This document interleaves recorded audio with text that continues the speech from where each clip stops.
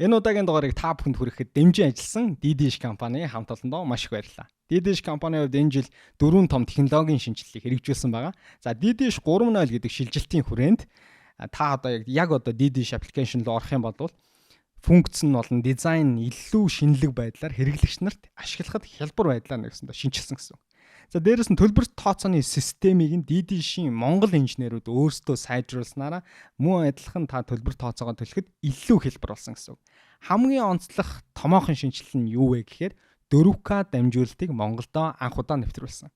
Тэгэхээр DDish өөрийнхөө салбаруудаар 4K дамжуулалтыг бол өнөөдөр хүртэл нэвтрүүлээд явж байгаа. Харин ирэх жилээс 4K дамжуулалт хүлээн авахчийг хэрэглэгч нартаа нэвтрүүлснээр та Монгол улсын одоо хаанч байсан өнцөг болон бүрээс өөрийнхөө телевизийг 4K дамжуулалттайгаар үзэх боломжтой гэсэн. За өнөөдөр бол та өөрийнхөө телевизийг HD форматаар үздэг бол 4 дахин илүү нэгтршилтайгаар телевиз үзэх боломжийг DDish ирэх жилээс олгоно гэсэн үг.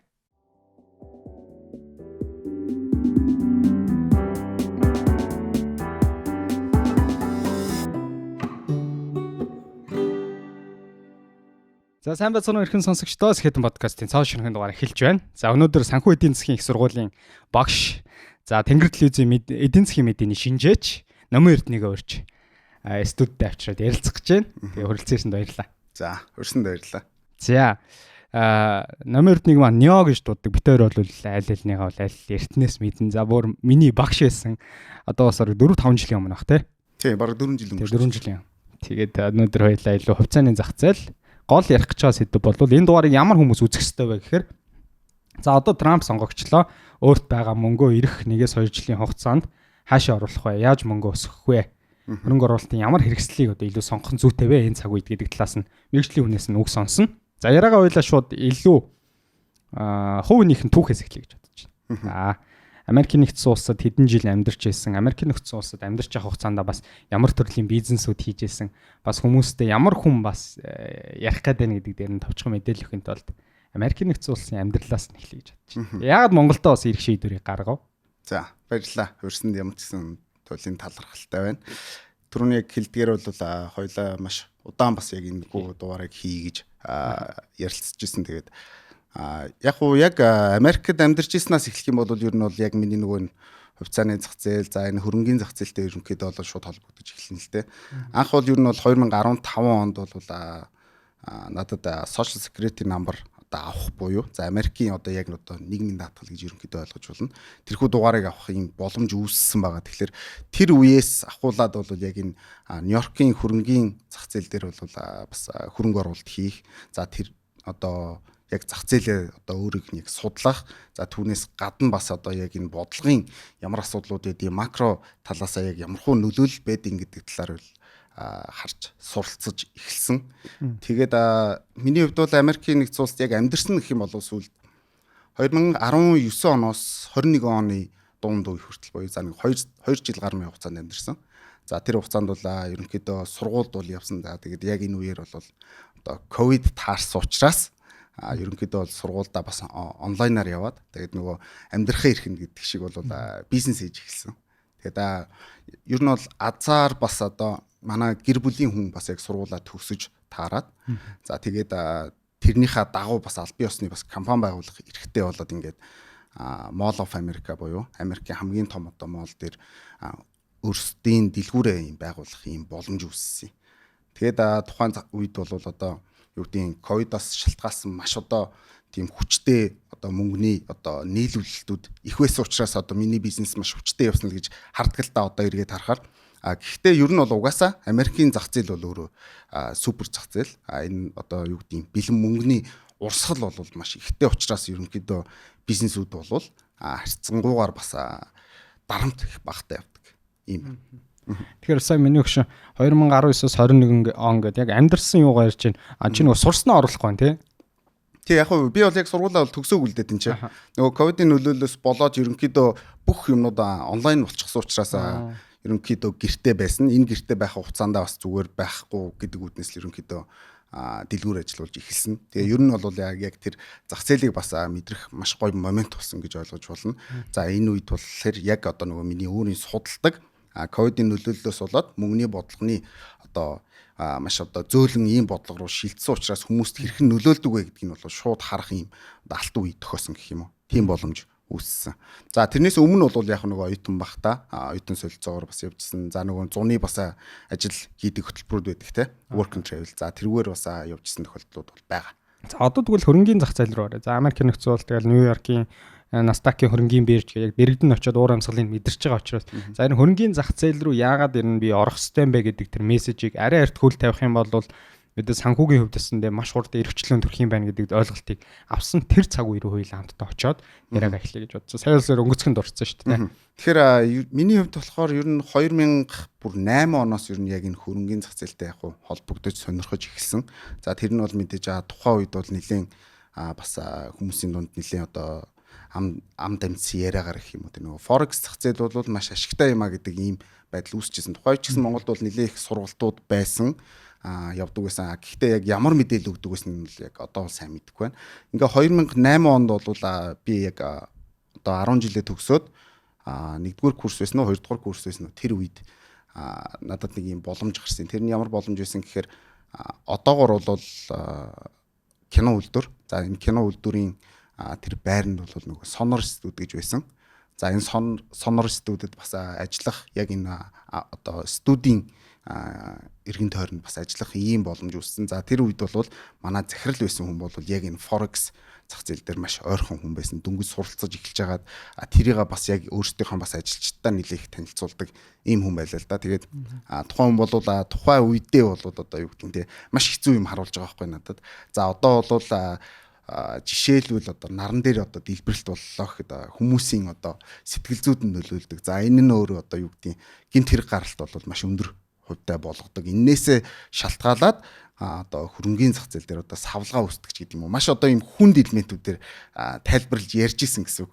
Тухайн үед бол одоо юу гэдэг 18 19 дэх хүүхэд бол шууд одоо тэр зах зээл рүү ороход ямарч боломжгүй байсан. Гэхдээ ерөнхийдөө сонирхоод явж байгаад бол яг хуваараа бол 11 оноос бол яг энэ Forex-ийн зах зээл дээр ялангуяа алтны арилжаан дээр бол нэлээдгүй орж одоо эхэлсэн байдаг. За мэдээж бол нөгөө нэг анхлан орж байгаа хүмүүстэй адилхан бас алдаал яг мөнгөтэй бол тийшээ хийгээл алдаал явдаг ийм цаг үе эхэлсэн л дээ. Тэгээд нөгөөх маань явсаар агаад 2015 онд илүү хувьцааны зах зээл рүү шилжих энэ боломжийг олгосон гэсэн үг. Нөгөө би түрүүн ярьсан шүү дээ. Social Security numberтай болсноороо Америк нэгдсэн улсын зах зээл дээр би гадаад хувьцаанд бас хөрөнгө оруулах ийм боломж байдсан байна гэдгийг ойлгосон. За энээсээ ахуулаад бол илүү шинжилгээнүүдтэй суралцж явж эхэлсэн л ийм л одоо түүх байгаа л да. Тэгэхээр ер нь бол хамгийн анхны одоо тэр өгөгдөл гэх юм бол тэр 2008 оны манай захирал байгаа. За тэр хүн бол одоо монголчуудын дунд бол нэлээдгүй алдартай хүн байсан. За одоо бол байхгүй байгаа. Тэгээд тэр хүнээс бол ерөнхийдөө улбаатай гэж ойлгож байна. Тэгээд ингээ 15 оноос бол хувьцааны зах зээл рүү шилжсэн гэсэн үг. Одоо яг сүүлийн үед аль төрлийн хөрөнгө оруулалтын хэрэгсэлээр түлхүү ажиллаа тэр талдаа ерөнхийдөө би бол эксперт болсон гэж өөрийгөө л хэлж байна. Энд чинь одоо дотоод олон төрөл байна шүү дээ. Option арилжаа, за дуртла Forex, хувьцаа гэх мэтлэн. За яг энэ зах зээл дээр ер нь эксперт болно гэдэг ойлголт өөрөө бараг л боломжгүй гэх юм. Яагаад тэгэхээр энэ зах зээл өөрөө байнгын өөрчлөлттэй. За энэ өөрчлөлтийг гол нь судлаад шинжилгээ хийгээд энэ дээр амьд үлдэж чадж байгаа юу гэдэг асуулт байгаа. Түүнээс ш одоо юу гэдэг яг энэнийг одоо альч үед очисон одоо магадгүй 2100 онд би яг өөрийнхөө энэ сэтгэл зүйтэй ч юм уу өөрийнхөө энэ чадвартайгаар очлоо гэхэд магадгүй би амжилт олохгүй байх юм боломж байгаа байхгүй. Тэгэхээр энэ зах зээл өөрөө маш чанга зах зээл. Энэ дээр юу л одоо шаарддаг хамгийн одоо шаарддаг зүйл юу юм гэхээр одоо дисциплин буюу яг тэр хүний одоо сахилга бат гэдэг л зүйл байна. Энийгээ одоо магадгүй тулгаад өөрийнхөө хэмжээнд одоо хангалттай сайн болцсон гэж үзэх юм бол магадгүй тэр хүн эксперт гэж болно. Миний хувьд болохоор зүгээр яг илүү гэх юм бол хувьцааны зах зээл дээр илүү одоо суурилж байна. За тэр зах зээлээ өдөр болгон нэг мэдээллүүдээ хараад, уншаал. За одоо би бол Тэнгэр телевизэд өглөө болгон бас шууд нэвтрүүлэг бэлтгэдэг 20 минутын. Энэхүү одоо бас нэвтрүүлэгтээ зориулаад өөрийгөө бас байнгын одоо сайжруулаад шинжилгээ яваад байна гэсэн үг. Тэгэхээр харьцангуйгаар бас энэ зах зээл нь надад илүү ойрхон байдаг. За одоо юу гэдэг нь одоогоос нэг 3 жилийн өмнө 4 жилийн өмнө гэх юм бол чи бас мэдэх бах бид нар илүү крипто зах зээл рүү илүү сонирхолтой байсан. Энэ зах зээлийг нилээдгүй бас хүмүүст тайлбарлаж танилцуулж ингэж явж исэн. За тухайн үед бол манай одоо баг бол хийж чадхаа л хийсэн. Одоо юу гэдэг нь те яг нийгэмд бол хүмүүс танилцуулах ёстой юм ал танилцуулсан. Тэр үеийн одоо амжилт байна уу эсвэл бол алдагдalch байна уу те эдгээр бол яг өнөөдрийн байдлаар бол яг тийм хамааралтай биш тухайн үед хийж чадах зүйлээ л хийсэн гэж харж байна. Тэгэхээр бол яг миний яг үндсэн суур бол яг энэ хувьцааныхаа зах зээл дээр одоо бол Forex зах зээлээс бол маш олдсон байлээ. Зөвхөн одоо алтныхаа хөдөлгөөнийг л харж одоо бусад зүйлсүүдтэй хэрхэн нөлөөлж ийн гэдгээр бас шинжилгээгээ хийгээд явж байгаа ийм л хүн байна. Сая хоёлаа койныг дурдлаа. Би ер нь бол койны талаар бол ярихаар бол асуултууд донд оруулсан юмс. Нэгэн түнцэн учраас хоёлаа шууд тэр сэдвээр орчих гэж бодож байна. За 3-аас 4 жилийн өмнө бол дангаас дэлхийн зах зээл дээр гэлтгүү Монголын зах зээл дээр маш олон койнууд мэндэлсэн тий. Ер нь бол хамгийн халах уу ярьлаа шүү дээ. Маш олон хүн ашиг хийсэн баг. За тэр чинь маш олон хүн ч алдагдал хүлээсэн. Тэгэхээр тухайн үеийн хамгийн том алдаа одоо зөвхөн койн дээрээс авсан танай багийн сургамж юу байсан бэ? Тэгээ мөнгөн дүнгээр илэрхийлэгдвэл нууц биш бол хэдийн их хэмжээний алдагдал та тухайд хүлээсэн бэ?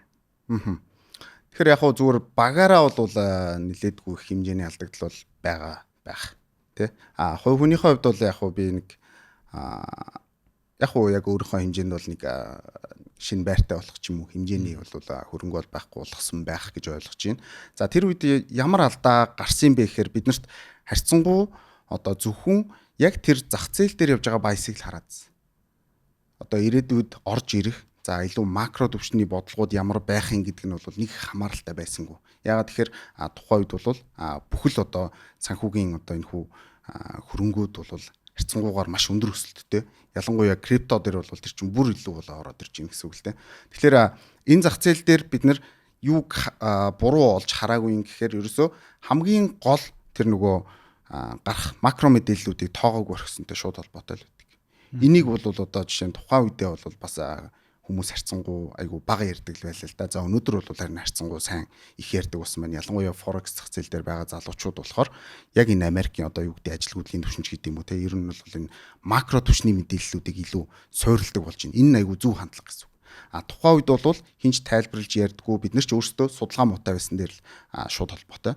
За тухайн үед ер нь ягаад одоо бид нар энэ хөрөнгөний зах зээл унаж эхэлсэн. За крипто зах зээл тэрэн дээр нь бүр илүү хүнэлт үзүүлсэн гэхээр ерөөсөө л Америкийн төв банкны л бодлоготой шууд холбоотой байдаг.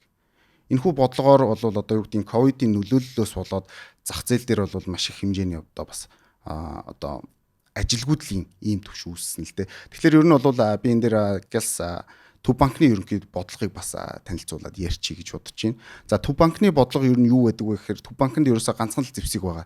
Тэр нь болохоор бодлогын хөв буюу интерest rate-ийг дээш нь доош нь болгох буюу өөрчлөх ийм боломж байдаг. Тэгэхээр төв банк яг суур хүү буюу тэр бодлогын хүүг одоо өндөр болгочихлоор ямар үйл явдал болдог вэ гэхээр арилжааны банкуд өөрсдөн дээрээ байгаа активуудаа ерөнхийдөө төв банк руугаа авчирч хадгалаад үйл ажиллагааны зардлаа хэмнээд ерөнхийдөө л яг тэр зарласан хүүг бол аваад байж байгаа сонирхолтой байдаг. Маш бага зардлаар өндөр ашиг олно гэсэн. Өндөр ашиг олох ийм боломж нь үүсэж байгаа. Тийм учраас энэ өөрөө нөгөө хүмүүс рүү гарах ёстой байсан нөгөө зээлийн хэмжээ асар их буурдаг.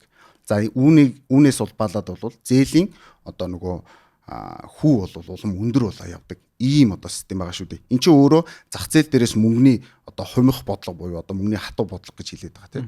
Энэ үйл явцыг бол эхлүүлждэг. Нөгөө 20 онд чи яг юу болсон гэхээр 20 оны 3 сарын 11-нд нь бол яг одоо ээлжид одоо хурлаар интерest rate-ийг одоо буулгахгүй гэдгийг бол ерөнхийдөө зарласан юм. Одоо тэнцээ ковид болоод хүмүүс ажилгүй болоод асар их асуудал үүсэж штэ тий. Тэгэнгүүт нөгөө 3 сарын 11-нд босон үйл явдал чинь болохоор интерest rate-ийг буулгахгүй гэснээр 3 сарын 15-нд нь ээлжид бус хурлаар энийг тгээс тэг 125 руу буулгачихсан байхгүй Америк нэгдсэн улсад тий.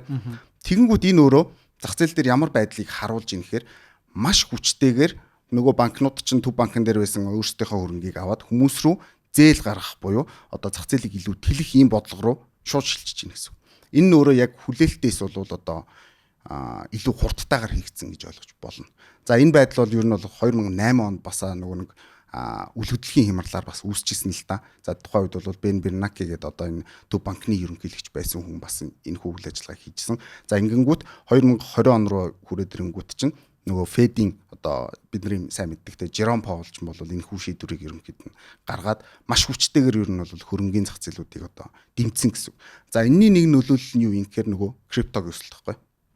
Ягаад крипто тийм илүү их хуваар өссөн, тэ бусад ассетуудаас илүү их хуваар өссөн гэхээр ерөөсөө криптогийн одоо market cap буюу яг тэр нийт хэмжээ бол одоо хувьцааны зах зээлтэй харьцуулахад бол харьцангуй жижигхэн гэсэн үг. Тэгэхээр ч одоо хэдлээ тооцоолоо харах юм бол тухайн үед за магадгүй 1 тэрлион долларын одоо market capтай ийм зах зээл байсан бол крипто дээр за нөгөө талд нь болохоор хувьцааны зах зээл бол 50 орчим тэрлион доллар байхгүй. Тэгэхээр чин одоо хүмүүсийн хөрөнгө оруулах боломж нэгдэж байна. Зах зээл илүү тэлсэн байна. Энэ дээр хүмүүс бизнесээ эрхлээд мөнгөтэй болоод ингэж явж байгаад илүүдэл гарсан хөрөнгөө крипто руу хийхээр маш хурдтайгаар өсөж ирсэн гэсэн. Ийм процесс болсон. Тэгэхээр жижиг хэмжээтэй зах зээл бол өсөхдөө маш хурдан байдаг л гэсэн үг тийм. Тэгээ иймэрхүү үйл явдал болсон л да. Тэгээ эндээс бол хамгийн сургамж авах зүйл нь юу байсан гэхээр ерөөсөө тэр улсын одоо бодлого бол өөрөө яг хамгийн чухал нөлөө үзүүлдэг юм а гэж хэлж байгаа. Тэгэхээр уучлаарай. Нөгөө криптог бид нар чинь ер нь яах гэж ашиглаад байгаа юм гэхээр илүү эрх чөлөөтэй байх ч юм уу те. Эсвэл бол 3 дахьч ямар нэгэн одоо нөлөөлөл байхгүй байлгахын тулд ерөнхийдөө хэрэглэх энэхүү сонголтыг хийж штэ те. Хүн төрөлхтөн. За энэ бол шууд шилжсэн гэж хэлэхэд бол хэцүү. Ерөнхийдөө тэрийг одоо туршаад ингээд үзээ явж байгаа гэсэн. Тэгэнгүүт яг энэ технологи бол тэр хүмүүст бол амлснаа өгч чадж байгаа. Тэр нь юу юм гэхээр илүү баталгаатай байна. Илүү одоо тархалтт буюу те өөр хинч одоо орж ирээд хакердах ийм боломж харьцангуй бага байна. Хакердах боломж бол илүү аккаунтууд дээр л үүсээд байгаа болохоос биш тэр технологи дээр байхгүй. Ямар ч боломж байхгүй. Тэгэхээр ийм одоо өөрийнхөө одоо өгөхийг одоо зорж исэн зүйлээ бол крипто өгж байгаа хүн төрөлхтөн. Зөрөөд нөгөө талдаа болохоор хүмүүс илүү их эрх чөлөөтэй байхын тулд энэ одоо төлбөрийн систем ч юм уу эсвэл шилжүүлгийн бүртгэлийн системийг ашиглаад явж байгаа боловч илүү нөгөө төв банкнаас гаргаж байгаа тэр макро эдийн засгийнхаа шийдлүүд дээр илүү хүмүүсийн толгой нь юу байна гэсэн үг. Хамааралтай байна гэсэн үг. Тэгэхээр би энэ дээр яг нэг хэлээд байдаг юм нь болохоор одоо хүмүүсийн толгой decentralized одоо биш буюу одоо нөгөө юм тархалтад биш байна. Одоохондоо бол centralized буюу яг л ерөөсөө төв банкнаас хамааралтай ийм хамаарал байна гэж харж байгаа. Тэгэхээр чи энэ дээр хөрөнгө оруулагч нар бол илүү одоо өөрсдөндөө алдагдaltaгүй байх илүү одоо өөрсдийнхөө хөрөнгийг хамгаалах тэр сонголт руу шилжчихэр чинь өөрөө крипто бол уналд орж ирэхээр илүү хүчтэй хэмжээнд л гэсэн үг л дээ. Тийм. Ерөөсөө нэг тийм л одоо асуудал яваад байгаа. Криптотой холбоотой лавшруулаад найз нь асуу гэж бодож байна. За одоо 2020-21 онд энэ криптогийн маш том зах зээл төр чинээрээ тэлээд эргээд агшихтаа бол маш хүчтэй агшлаа шүү дээ. Яг л бүр шиг те. Тэгэхээр маш олон хүмүүс энэ зах зээлээс гарсан баг. Алдагдлуулээгээд ер нь бол зарим талаараа бас одоо хүмүүс юу гэж ойлгож байгаа гэхээр за coin энэ крипто бол лөөр юм байна. Энэ бол ямар нэгэн лөөрийн схем юм байна. Энэ бол бодитоороо бол ажиллахгүй одоо цаана асар их том технологи яриад байдаг. Гэтэ технологи ярьж байгаа нэрийдлэр цаана энэ мөнгө угаах ч юм уу хин нэгэн ашиг сонирхолт нэг этгээд баяжих гээд байна гэдэг талаас мас бол харж байгаа гэж бодож. Яг энэ зүг. Яг чамшиг одоо цаана болоод байгаа процессыг ойлгож байгаа энэ сүүлийн үеийн дэвшилт технологиг ойлгож байгаа хүмүүс бол энэ бол coin. За биткойн бол хүн төрөлхтний хувьд бол өрөөгөөж өгж байгаа зүйл энэ цаашдаж энэ хөгжих ёстой зүйл гэдэг дээр байр суурьтай хүмүүс бол байгаа. Сая Трамп хүртэл мөрийн хөтөлбөртөө оруулсан байсан шүү дээ. Америкийн нэгдсэн улсын засгийн газар биткойн эзэмшиж байгаа. Эзэмшиж байгаа биткойноо хэрвээ Трамп сонгогдох юм бол зарахгүй. Бүр харин нэмж биткойн авнаа гэд. Тэгэхээр дэлхийн энэ эдийн засгийг голлох хөдөлгөж байгаа томоохон улсууд бол бодлого боловсруулах этгээдүүд нь бол энэ coin бол криптод бол итгээд байна. Тэр хоёул маш энгийн үгээр тайлбарлахад крипто яагаад энэ цаг үед магадгүй ирээдүйд байх ёстой юм, байсаар байх ёстой. Өнөөдрийн энэ мөнгөний схем бид нар одоо ингээ валют төгрөг, доллар энэ схем нь ямар асуудлыг хүндрэлтэнд ямар асуудлыг авчираад байгаа болохоор бид нар дараагийн шилжилт рүү нэн тэргуунд ороод энэ криптог хүлээн зөвшөөрөөд хэрэглээд нэвтрүүлэх ёстой гэдэг дээр л энгийн хариулт авмаар. Тэгэхээр хэдүүлээ нэлээд түүхээс нь ерөнхийдөө харах шаардлагатай болно. За хүн төрөлхтөн бол угаасаа л одоо өөрийнхөө төлбөрийн системийг бол байнгын өөрчилж явсан тохиолдол байна шүү дээ. Хамгийн анх бол үр будаа байсан ингээл бартерын систем болоод ингээл янз бүр бол өөрчлөгдчихсэн. Энэ болгон дээр чинь болвол одоо юу гэдэг яг тухайн одоо тэр үед эзэлжсэн тэр empire ч гэх юм уу тэр зүйлсүүд бол одоо дандаа нуран унжсэн ийм одоо зүй тогтол гэх юм уу да нэг иймэрхүү зүйл ерөнхийдөө үүссэн байдаг. Тэгэхээр зүгээр миний хувийн бодол. За ер нь бол цаашдаа явандаа хүн төрөлхтнөө магадгүй блокчейн дээр гүйлгээнийхаа системийг хийж болно гэдэг тэр лүү бол шилжих ийм шилжилт бол орж ирэх нь бол баг одоо зайлшгүй зүйл гэх юм уу те. Ер нь бол хизээ нэгэн цагт орж ирнэ. А гэхдээ тэр бол хугацаа ямар хугацаа байгаа вэ гэдэг асуулт байгаа байхгүй. Энэ өөрөө технологийн хөгжлийнхөө явцад ямарваа нэгэн байдлаар бол өөрчлөгдөн. Энэ өөрчлөгдөхдөө гол нь яг ямар технологи дээрээ бид нар үндэслэж байгаа нь тэрийг хүлээн зөвшөөрж байгаа мó бүгд хүлээн зөвшөөрж байгаа мó гэдэг л нэг юм асуулт орж ирнэ. Тэгэхээр 1971 онд одоо ийм байлаа шүү дээ. Алтны стандарт гэдэг зүйлийг бол дэлхийд тэр чигтээ мөрддөг байсан. Тэр хүртэл тэр нь юу юм гэхээр магадгүй нэг төв банк нь мөнгө хэвлэх юм бол арталт нь заавал алт байх ёстой гэж уйдаг. Энэ өөрөө одоо тухайн тэр одоо хэвлсэн мөнгөний инфляц буюу одоо өөрийнх нь худалдаж авах тэр хүү чадварыг унгаахгүй тулд арталт нь одоо бит зүйл ингээд хадгалдаг гэдэг ийм ойлголттой байсан. За энэ өөрөө зах зээл дээр яг үнэхээр боломжтой зүйл юм уу гэхээр 71 он хүртэл яваад боломжгүй юм байна гэдгийг ерөнхийдөө дэлхий хүлээн зөвшөөрсөн гэсэн үг. Ягаад тэгэхээр яг тийм хэмжээний алтыг улс орнууд гаргаж ирч чадахгүй байна. Яг арталт нь уйж чадахгүй нэ өөрсдөө хэвсэн мөнгөндөө одоо тааруулсан хэмжээний алтыг хадгалж чадахгүй байгаа гэсэн үг. Тэгэнгүүт энээс цаашаа бид нар ямар асуудал байж болох юм бэ гэдэг дээр ер нь бол одоогор бол жид болоо тий тухайн үед бол ямар улсууд байсныг бас харж болох бах. За Брентон Вудийн одоо хилцэл гэдэг зүйлэр бол илүү одоо валютын арталт валют одоо тэр валютыгаа бол илүү одоо баталгаажуулж явах одоо тэр систем рүү шилжсэн гэсэн үг. За энэ нь болохоор юу юм гэхээр нөгөө доллар чинь reserve currency буюу одоо яг энэ хамгийн артлынх нь нөөц нь болоод байна шүү дээ. Доллар энэ үед бол 1971 онд бол ерөнхийдөө ингээд долларын резерв гэдэг зүйлээр бол бүх зүйлийн баталгаа болж байна гэсэн үг. За ингээд яагаад баталгаа болж байгаа юм гэхээр тухайн үед бол мэдээж ингээд түүх ярих юм бол Америк нэгдсэн улс дээр бол зөндөө асуудлууд гарсан. Өөрсдөө арталт нь алтаа байршуулаагүй юм байж одоо хэвссэн асуудлууд гарсан. Энийг Францчууд мэдсэн ч гэдэм үү те. Францчууд илүү одоо алтыг өөрсдөө авч хадгалах энэ одоо систем рүү шилжсэн ч гэдэм үү. Ингээ асуудлууд бол энэ дээр зөндөө бий. За тэгээд харах юм бол тэр үед бол доллар хамгийн гол зүйлийг хийсэн нь юу юм гэхээр тэр резерв буюу одоо бүх юмны арталт доллар байя гэдгийг одоо тохирсон. За тэр тохиролцоо бол өөрөө ямархуу одоо шийдвэрүүдийг дагуулж байгаа юм гэхээр Америк нэгдсэн улс дэлхийн эрүүл мэндийн байгууллага. За одоо олон улсын валютын сан ч гэдэг юм. За ингээд инх таймныг одоо илүү одоо тогтвортой байлгамж гэдэг юм уу те. Тэдгээр асуудлууд дээр үүрэг одоо хүлээж орж ирж байна гэсэн үг. Америк нэгдсэн улс яагаад тэгэхээр өөрсдөө тэрхүү доллар гэдэг одоо валютыг одоо эзэмшиж байгаа улс шүү дээ те. Тийм учраас бусад орнуудын валютууд одоо доллараар резерв хийж байгаа учраас энэ байдлыг бол одоо хүлээн зөвшөөрөхөөс өөр аргагүй болсон гэж ойлгож байна. Америк нэгдсэн улс. Тийм учраас одоо өнөөдөр хүртэлтэй ингээл ямарваа нэг асуудал болохоор л Америк нэгдсэн улсууд шууд ингээ оролцоод явдаг шүү дээ те. Энэ нь бол өөрөө шууд энэтэй холбоотой байдаг. За тэгвэл нөгөө талаас харах юм бол 1973 онд бол одоо Petro valuet гэж Petro доллар гэдэг асуудал үүсэж байгаа. Тэр нь юу юм гэхээр газрын тосыг доллараар зарна гэдэг одоо энэ хүү хэлцэл хийгдсэн гэсэн үг. Яагаад тэгэхээр нөгөөдөг чинь reserve currency байна шүү дээ тий. Дэлхийн reserve currency болчихж байна гэсэн үг. Тэгээд энэс цаашаа улбаатайгаар долларын ерөнхий одоо дэлхий дээр энэ хүү ноёлох энэ хүү байдал ерөнхийдөө өнөөдрийг хүртэл бас үргэлжлээд явж гин л да. Тэгэхээр энэний эсрэг бас улс орнууд бас хитрхи шудраг бус байна ч гэдэг юм уу. Тиймэрхүү байдлаар хандж байгааг бол бид нэр шууд амьдрал дээр харж штэ тий. БРИКС-ийн нэгдэлч гэдэг юм уу. Эсвэл бол одоо бид нэр зөвхөн доллараар одоо ойлыг сольдог биш. Илүү юанаар эсвэл бол рублээр сольдог болно гэдэг ингээд нэгдэл болоод байна гэсэн. Энэ БРИКС гэдэг нэгдэл чи яг ингээ харах юм бол эдийн засгийн хувьд маш том нэгдэл байхгүй. Энд чинь Бразил байна тий, Орос байна, Хятад байна, энтхэг байна ч гэдэг юм уу. Дандаа нөгөө хүн ам маш ихтэй байгаа энэ хүү усуд гэсэн. Тэгэхээр эдийн засгийн хувьд бол энэ нөр нилээдгүй одоо том нэгдэл болж байгаа. Тэгээ ингээд нийтэд нь харах юм бол ерөнхийдөө хүн төрөлхтөн цаашдаа дараагийн мөнгө нэмлэгтийг ер нь бол сонгох шаардлага үүсэж байгаа гэдгийг л үүнээс харах боломжтой. За ягаад ер нь бол улс орнууд ингээд шудраг биш байна ч гэдэг юм уу иймэрхүү байдлаар хандаад байгаа вэ гэхээр яг энэ ковидос болоод бол маш хурдтай болсон тэрхүү одоо үйл ажиллагаа.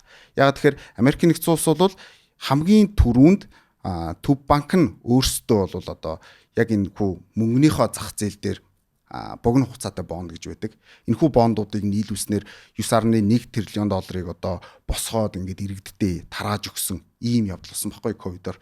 Тэгэд энэ нь өөрөө зах зээл дээрх одоо нөгөө бусад орнуудын тэрхүү валютын нь одоо үнэмжийг нь харьцангуй бас одоо үнгүүдүүлээд байна. Энэ хүмүүс чинь уг нь бол хэвлсэн болвол тэр хэмжээгээр үнэн унах хэрэгтэй байтал үнэн унахгүйгаараа энийг гаргаж тавьж болоод байна. Энэ өөрөө бидний хөдөлмөрийг бол нэгж хөдөлмөрийг те хямдхан үнэлэх энэ байдал руу орж ийнө гэдэг дээр маш том эсэргүүцэлтэй дуулгарсан. Тэгэд энэ бол одоо ковидоос хойшох маш том одоо нэгдлүүд үүсэж байна. За магадгүй энэ дээр бол одоо зарим шинжээчд бол одоо юу гэдэг долларын хэр үе дуусж байгаа юм шигээр ярьж л байна л да. Гэхдээ бол шууд энэ бол ямар ч дуусах боломж байхгүй. Яагаад тэгэхээр дэлхийд тэр чигтээ одоо доллартойгоо холбоотой хэвээрээ байх. Тэгэхээр энэ бол цаашдаа бол өөрчлөгдөж солигдох нь бол зүүн хэрэгэл гэж харж байна.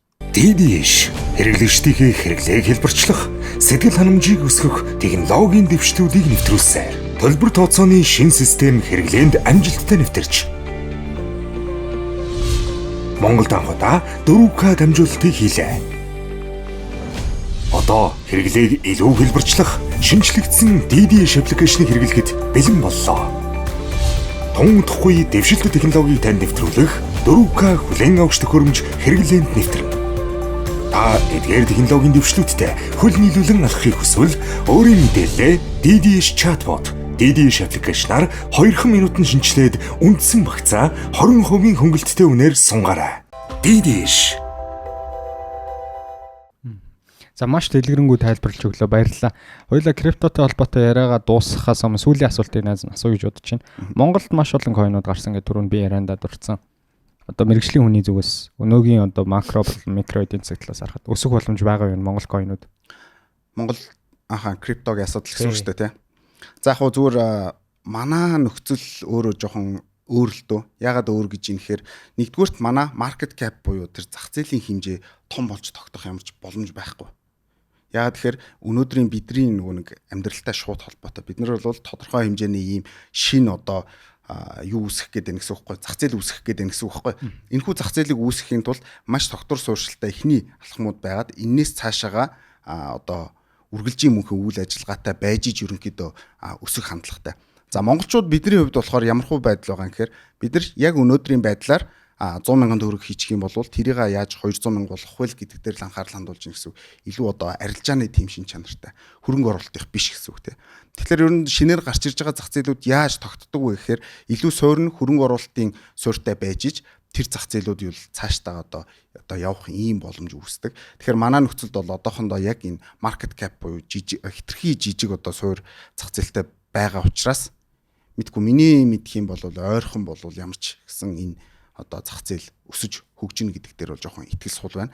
Нэг зүйл дээр би зүгээр маш их одоо найдаж исэн зүйл нь юу юм гэхээр манай одоо Монголоос гаргасан тэрхүү төслүүд магадгүй олон улсад үнэлэгдээд хийж байгаа зүйлс нь одоо хүмүүст илүү хүрээд те. Нөгөөдгийг аваад ингэх юм бол монголчууд биднэрт ашигтай юм, маш ашигтай. Гадаад хөрөнгө оруулалт орж ирэх юм бол гэсэн санаа байна шүү дээ, те. Ялангуяа крипто ч бол өөрөө ямарваа нэгэн байдлаар шууд одоо нөгөө хуулийн зохицуулалт байхгүй учраас тухайн одоо ассетыг гаднаас худалдаж аваад тухайн тэр market cap буюу хэмжээ томорход бол ямар ч асуудал үүсэхгүй байхгүй. Гэхдээ гол нь манай төслүүдийг яагаад сонирхох юм бэ гэдэг асуудалд бас яг хариулт байхгүй болох шиг байна л да. Уг нь бол гой санаанууд бас явж исэн. Тухайн үед би ч гэсэн бас өөрөө өсч өсөө ингээд яг суур үн тогтжоосоо энэс цаашаага одоо крипто зах зээл өсөх болгонд одоо дагаад өсдөг ийм зах зээл бүрдээсэй гэж маш их хүсэж исэн. Тийм учраас одоо юу гэдэг нь тухайн үед бол market cap хитрхи жижигхэн бид нар ерөөсөө хөрөнгө оруулагч сэтгэлгээ байхгүй ч гэдэг юм уу те. Тиймэрхүү байдлаар ер нь бол жоохон сүргээр хандхаас жоохон татгалзаж исэн гэсэн үг. За 2021 он танай багийнхан крипто дээр гаргасан тухайн нэг алдаа нь бол хитргийн нэг чиглэлийн трендээ хараад яваад исэн гэдэг түрүүнд дурдчихсан. Тэр энэ хөрөнгө оруулах шийдвэр одоо яг өнөөдөр гарах гэж байгаа залуучууд магадгүй хувьцааны арилжаад аль үжи ороод эхэлсэн залуучууд хэдэн одоо суурж зарчмын хүрээнд шинжилгээгээ хийж ягаад эцсийн одоо хамгийн оновчтой шийдвэрийг гаргах хэрэгтэй юм байна. Түрүүнд бол макро эдийн засгийг дурдлаа. Өөр одоо ямар хүчин зүйлсүүд байдаг юм бэ? Ер нь хөрөнгө оруулалт болон арилжаан дээр бол нэг юм 3 л одоо шинжилгээний үндсэн том арга байгаа. За тэр нь болохоор нэгдүгürt бол одоо суур шинжилгээ буюу за яг тухайн одоо улсынх нь магадгүй тэр компанийн өөрийнх нь гаргаж байгаа тэрхүү бодлогын асуудлууд ямар хөө байгаа гэдэг дээр. За суурийг бол яг дотор нь санхүүгийн бол эдийн засгийн ингээл ангилждаг л да. Эдийн засгийнх нь гэхэлэр бид нар илүү макро түвшнийг харж чинь гэсэн. За санхүүгийнх нь гэхээр тухайн улс эсвэл тэр компани нөрөө эдийн санхүүгийн хувьд ямар хөө чадамжтай байгаа. Өөртөө юм уу бизнес нь хэрхэн цаашаа үргэлжилж байгаа юм те. Тэрэн дээр нь илүү үнэлт дүгнэлт хийдэг гэсэн үг. Тэгээ энийг бол нийлүүдэд бол фундаментал гэж хэлээд байгаа. Суур одоо шинжилгээний аргачлал. За хоёрдугаарт нь бол техник шинжилгээний аргачлал бол маш том байр суурийг эзэлнэ. Угаасаа түүхэндээ ч тийм байсан. 1940-од оноос хойшоо бол ялангуяа энэ техник шинжилгээний аргачлал бол одоо маш тийм одоо эрэлттэй ийм аргачлал болсон. Яагаад тэгэхээр ер нь бол энэ одоо дэлхийн санхүүгийн төв гэж хэлээд байгаа тэр Wall Street дээр ч юм бол тэнд ажиллаж байгаа хүмүүсийн шинжилгээний аргачлал ерөнхийдөө техник шинжилгээн дээр нэгдэжсэн гэсэн үг. Ягаад тэгэхээр эн чинь нэг тодорхой хэмжээний нэг хэдэн суур онол байгаа шүү дээ тий. Тэрхүү суур онолуудыг биелүүлж байгаа үед бол техник шинжилгээ энэчнээс өсөх боломжтой, энэчнээс унах боломжтой гэдгийг бол одоо шинжээчд ерөнхийдөө харж байгаа нэг болж ийн гэсэн үг. За ингээд тэр шинжээчдээ харж байгаа нэг одоо цэгчин болохоор зах зээл дээр очиод зарах ч юм уу худалдаж авах ч юм уу энэхүү үйл ажиллагаанд хүргэн шүү дээ тий. Тэгэнгүүт маш томоохон одоо хөрөнгө оруулалтын сангууд ч юм уу эсвэл бол одоо томоохон инвесторууд өөрсдөө тий ингэнгүүт энэ хүмүүсийн одоо санал нэг цэг дээр тулгарч байгаа учраас техник шинжилгээ ажилдаг гэж үздэг. За зарим шинжээчд бол одоо юу гэдэг нь техник шинжилгээ бол ямар ч ажиллах үндэслэл байхгүй гэж хэлдэг шүү дээ тий. Тэн дээр бол би бол эсрэг байр суурьтай байдаг. За олон хүмүүс бол санал бас нэгдэх бах надтай. Тэгэхээр яг тэр техник шинжилгээгээр бид нар яг юуг авах гэдэг байна гэхлээр тэр шинжилгээнээс юуг авах гэдэг байна гэхлээр бид ямар бүтээгдэхүүнийг авах нь нэг сонирхолтой биш. Тухайн одоо бүтээгдэхүүн энэчнээс өсөх боломж байна уу? Энэчнээс унах боломж байна уу гэдгийг л хайж байгаа гэсэн. Тэр нь өөрөө эрэлт нийлүүлэлтийн хуультайгаа шууд холбоотой байдаг буюу яг энэ цэг дээр маш их эрэлт үүснэ буюу хүмүүсийн эрэлт энэ дээр их болно гэдгийг бид нар хайж олох гээд байгаа байхгүй техник шинжилгээ хийснээрээ. Тийм учраас тэр цэгээс нь би нөгөө хүмүүсийн эрэлттэй хамтдаа нийлүүлж одоо худалдаж авах гэдэг юм ч гэдэм. Эсвэл бол унах одоо цэгийг нь тодорхойлох гэдэг гэсэн. Тэгэхээр чин техник шинжилгээ хийснээр бид нар хэд гэсэн үн дээр орохын, хэд гэсэн үн дээр гарахын гэдгээл ерөнхийдөө хайж ийн гэсэн. За түрүүний миний ярьдаг нөгөө суур шинжилгээ буюу фундаменталтэй. Фундаментал анализ бол ямар бүтээгдэхүүн авах вэ гэдэг дээр илүү анхаарч байна гэсэн. Тэгэхээр ч одоо бид нар ингээд тодорхойлж штэ тэгээ шинжилгээний аргачлалууд ч ерөнхийдөө бол яг өөрсдийнх нь хийж байгаа тэрхүү одоо зорилго нь өөр болж таарлаа штэ тий. Суур шинжилгээг бол бид нар юу авах гээд байгаа. Ямар бүтээгдэхүүн авах вэ гэдгээ тодорхойлох гээд байна. Техник шинжилгээг бол бид нар илүү хаанаас авахын, хэд дээр зарахын гэдгээ яагаад байна гэсэн. За 3 дугаарт нь бол илүү бас сүүлийн үед нэлээдгүй тренд болж байгаа тэр нөгөө sentiment буюу sentimental гэж хэлээд байгаа. Хүмүүсийн менталтай холбоотой шууд одоо зах зээл дээр ямархуу хөдөлгөөн орж ирэх чинь мөнгөний урсгал нь хаашаа байна. Хүмүүс нийлээд одоо магадгүй арилжаач хүмүүсийг нийлүүлээд хүн сүрэг гэж авч үзвэл тэр сүргийн сэтгэл зүй хаашаа явж ийн вэ гэдгийг тодорхойлдог ийм шинжилгээний аргачлал. За энэ бол илүү одоо сүүлийн үед нөгөө AI технологи төр маш их одоо хүчтэй суурилж хөгжиж байгаа. За үүнээс гадна бол одоо нэг томоохон бас брокеруудын яг өөрсдийнх нь урсгал гэж байдаг л да. Тэрхүү урсгал дээр бас шинжилгээ хийдэг ийм аргачлалууд нэлийн бий болсон.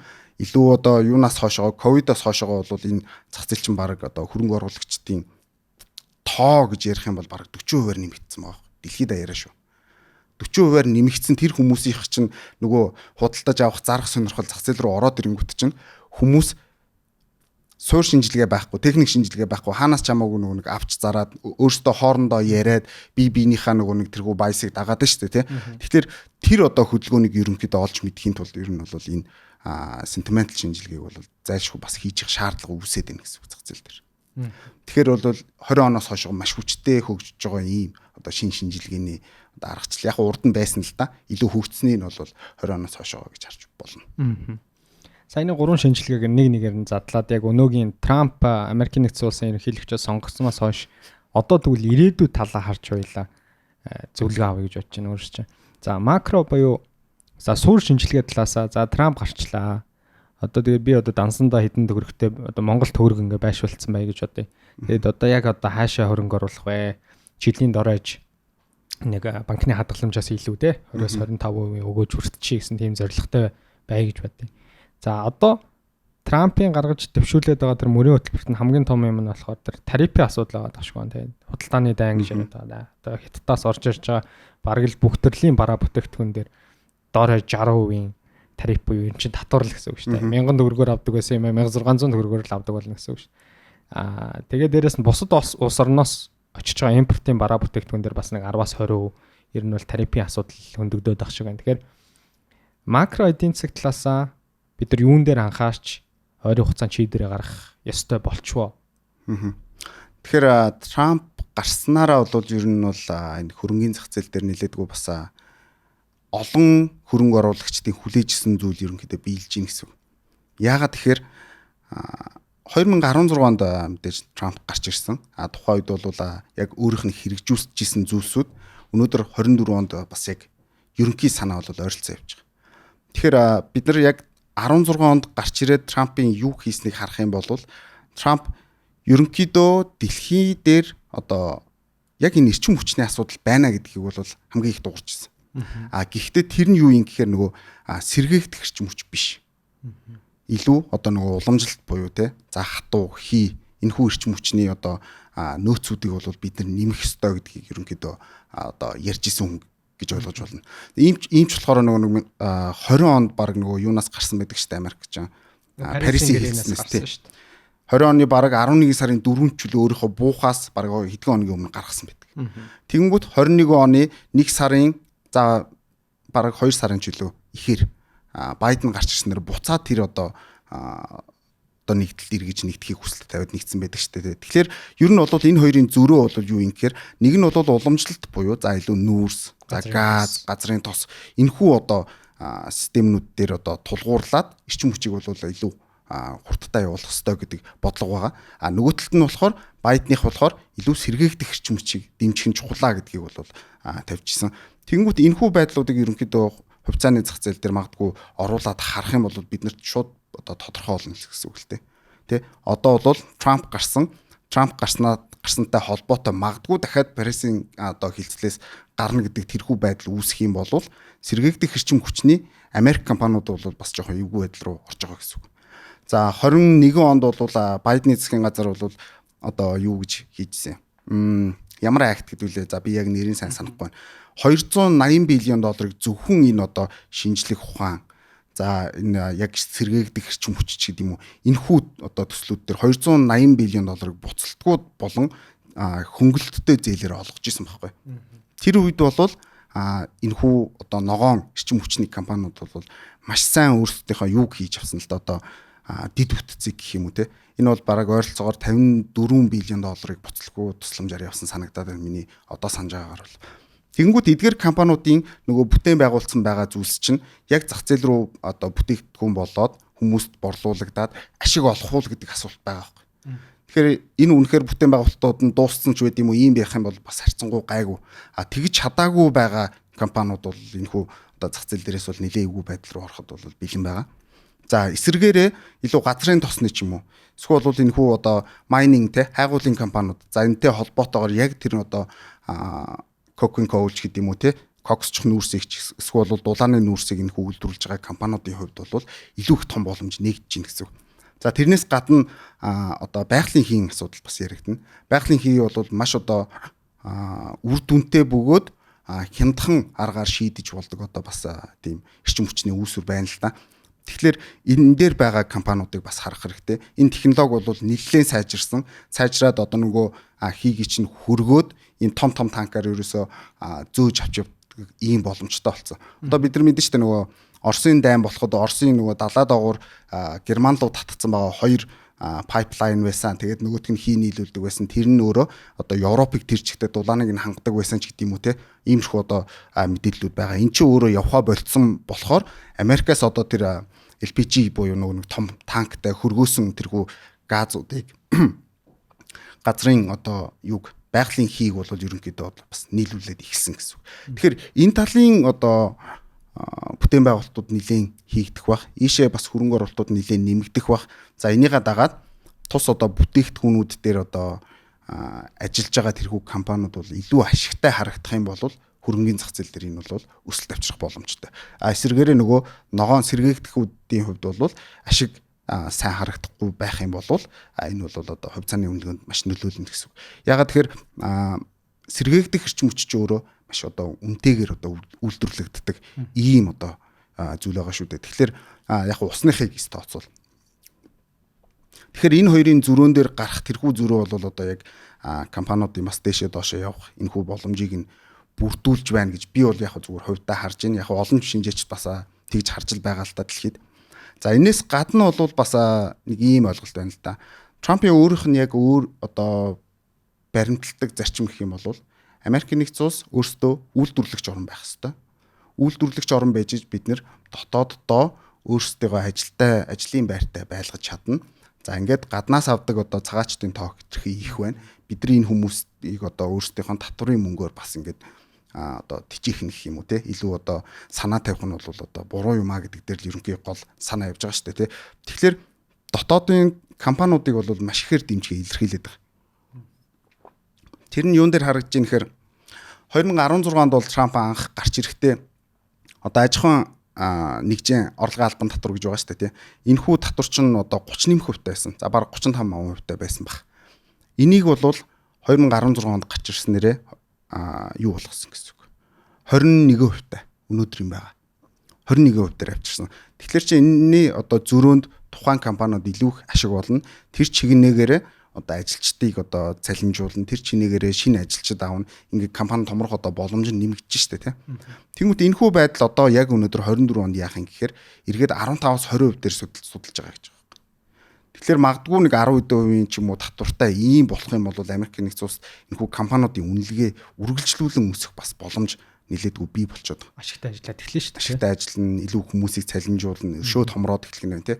Тэгэхээр яг макро талаасаа ингээ харах юм бол зах зээл одоо буюу ялангуяа за Америкийн нэгдсэн улсын хөрөнгийн зах зээл яг одоо унах гээд байгаа ч юм шигээр ингээд өчнөөл одоо контентууд юмнууд явж л байна л да тий. Тэгэхээр ийм байдал бол харагдахгүй байгаа. Дээр нэмэх нь мөнгөнийхөө одоо бодлогыг одоо хүүг маш сайн бууруулж байна, хурдтай бууруулж байна. Хүлээлтээс ч бас зарим тохиолдолд өндөр байгаа дах шиг байна. Энэ нь өөрөө зах зээл рүү илүү дахиад мөнгө одоо нийлүүлэх энэхүү боломжийг бий болгоно. Энийг дагаад компаниудын ашигт ажиллагаа нэмэгдэнэ, хүмүүс ажлын байртай болно, ажилгүйдлийн түвшин буурна, тий? Маш одоо эерэг талууд байна шүү дээ, тий? Сөрөг тал нь юу юм гэхээр инфляцийн түвшин л дэше явах боломжтой болно шүү дээ, тий? Тэгэхээр тэрхүү инфляцийн түвшнийг бол одоо Төв банкнаас одоо энэ хүү зохицуултуудаараа бол зохицуулж болж гинэ гэдгийг бол сая ковидоос хойш бол хүндрэлтэн бол бараг л одоо айгүй сайн харлаа л да тий. Одоо эргээд 9.1 дээр байсан нөгөө инфляцийн түвшин чи 2.4 рүү буугаад ирсэн. Тэгэхээр эн чинь ерөөсөө шууд бодлоготой л холбоотой байхгүй. Тэгэхээр энэ авж байгаа арга хэмжээнүүд нь өөрөө улмал энэ томоохон компаниудыг илүү том болгох юм биш үү гэдэг гол санаа яваад байгаа. За магадгүй одоо үзэгчид уншсан байж магадгүй те нэг Homo Deus гэдэг ном байдаг те. Харааригийн. Тэгэхээр тэр номон дээр илүү одоо юу гэдэг нөгөө компаниуд цаашдаа бол илүү засаглалаа тогтооно. Бараг улс орн байхгүй болно гэдэг зүгээр яг ирээдүйд зөвгөнж ярддаг нэг тиймэрхүү зөвгнөл байдаг штэ те. Энэхүү зөвгнөл рүү бараг явах боломж үүсэх юм биш үү гэдэг одоо өнцөг байна гэсэн. Яагаад ингэж харж ийм гэхээр 2хан жилийн өмнө дэлхийн хамгийн том компани байсан, үнэлгээгээр хамгийн том компани байсан Saudi Aramco 2.4 тэрлион долларын үнэлгээтэй байсан. Тэгээд тэрнээс доошогоо Apple, Microsoft ингээ Google-гээ явдаг байсан гэсэн. Тэгсэн чинь одоо нөгөө Saudi Aramco ч баг 4-5 руу буучсан. Хамгийн нэгдүгürt Nvidia, хоёрдугаарт Apple, тэ, гуравдугаарт Microsoft, дөрөвдүгürt Google ингээд Amazon ч гэдэг юм уу. Тэгэл Meta гэл ингээд орж иж байгаа байхгүй.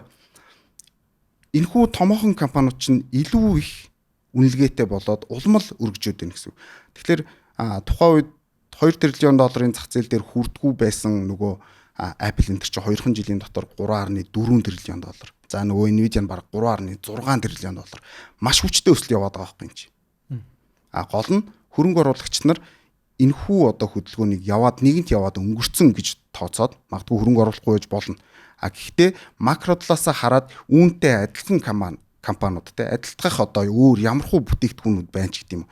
Иймэрхүү байдлаар судалж одоо хөрөнгө оруулах юм бол илүү бас тийм зөөлөн мөнгөний бодлого руу шилжиж байгаа нь дээр дахиад татврын асуудал харцсангуй хөнгөрөөд ирэх юм бол эдгээр компаниуд өсөх боломж нэлээд байна уу даа гэж харж байна. Одоо хүндрэлтээ ингэж л хараад байна л да. Хитрхи их өссөн.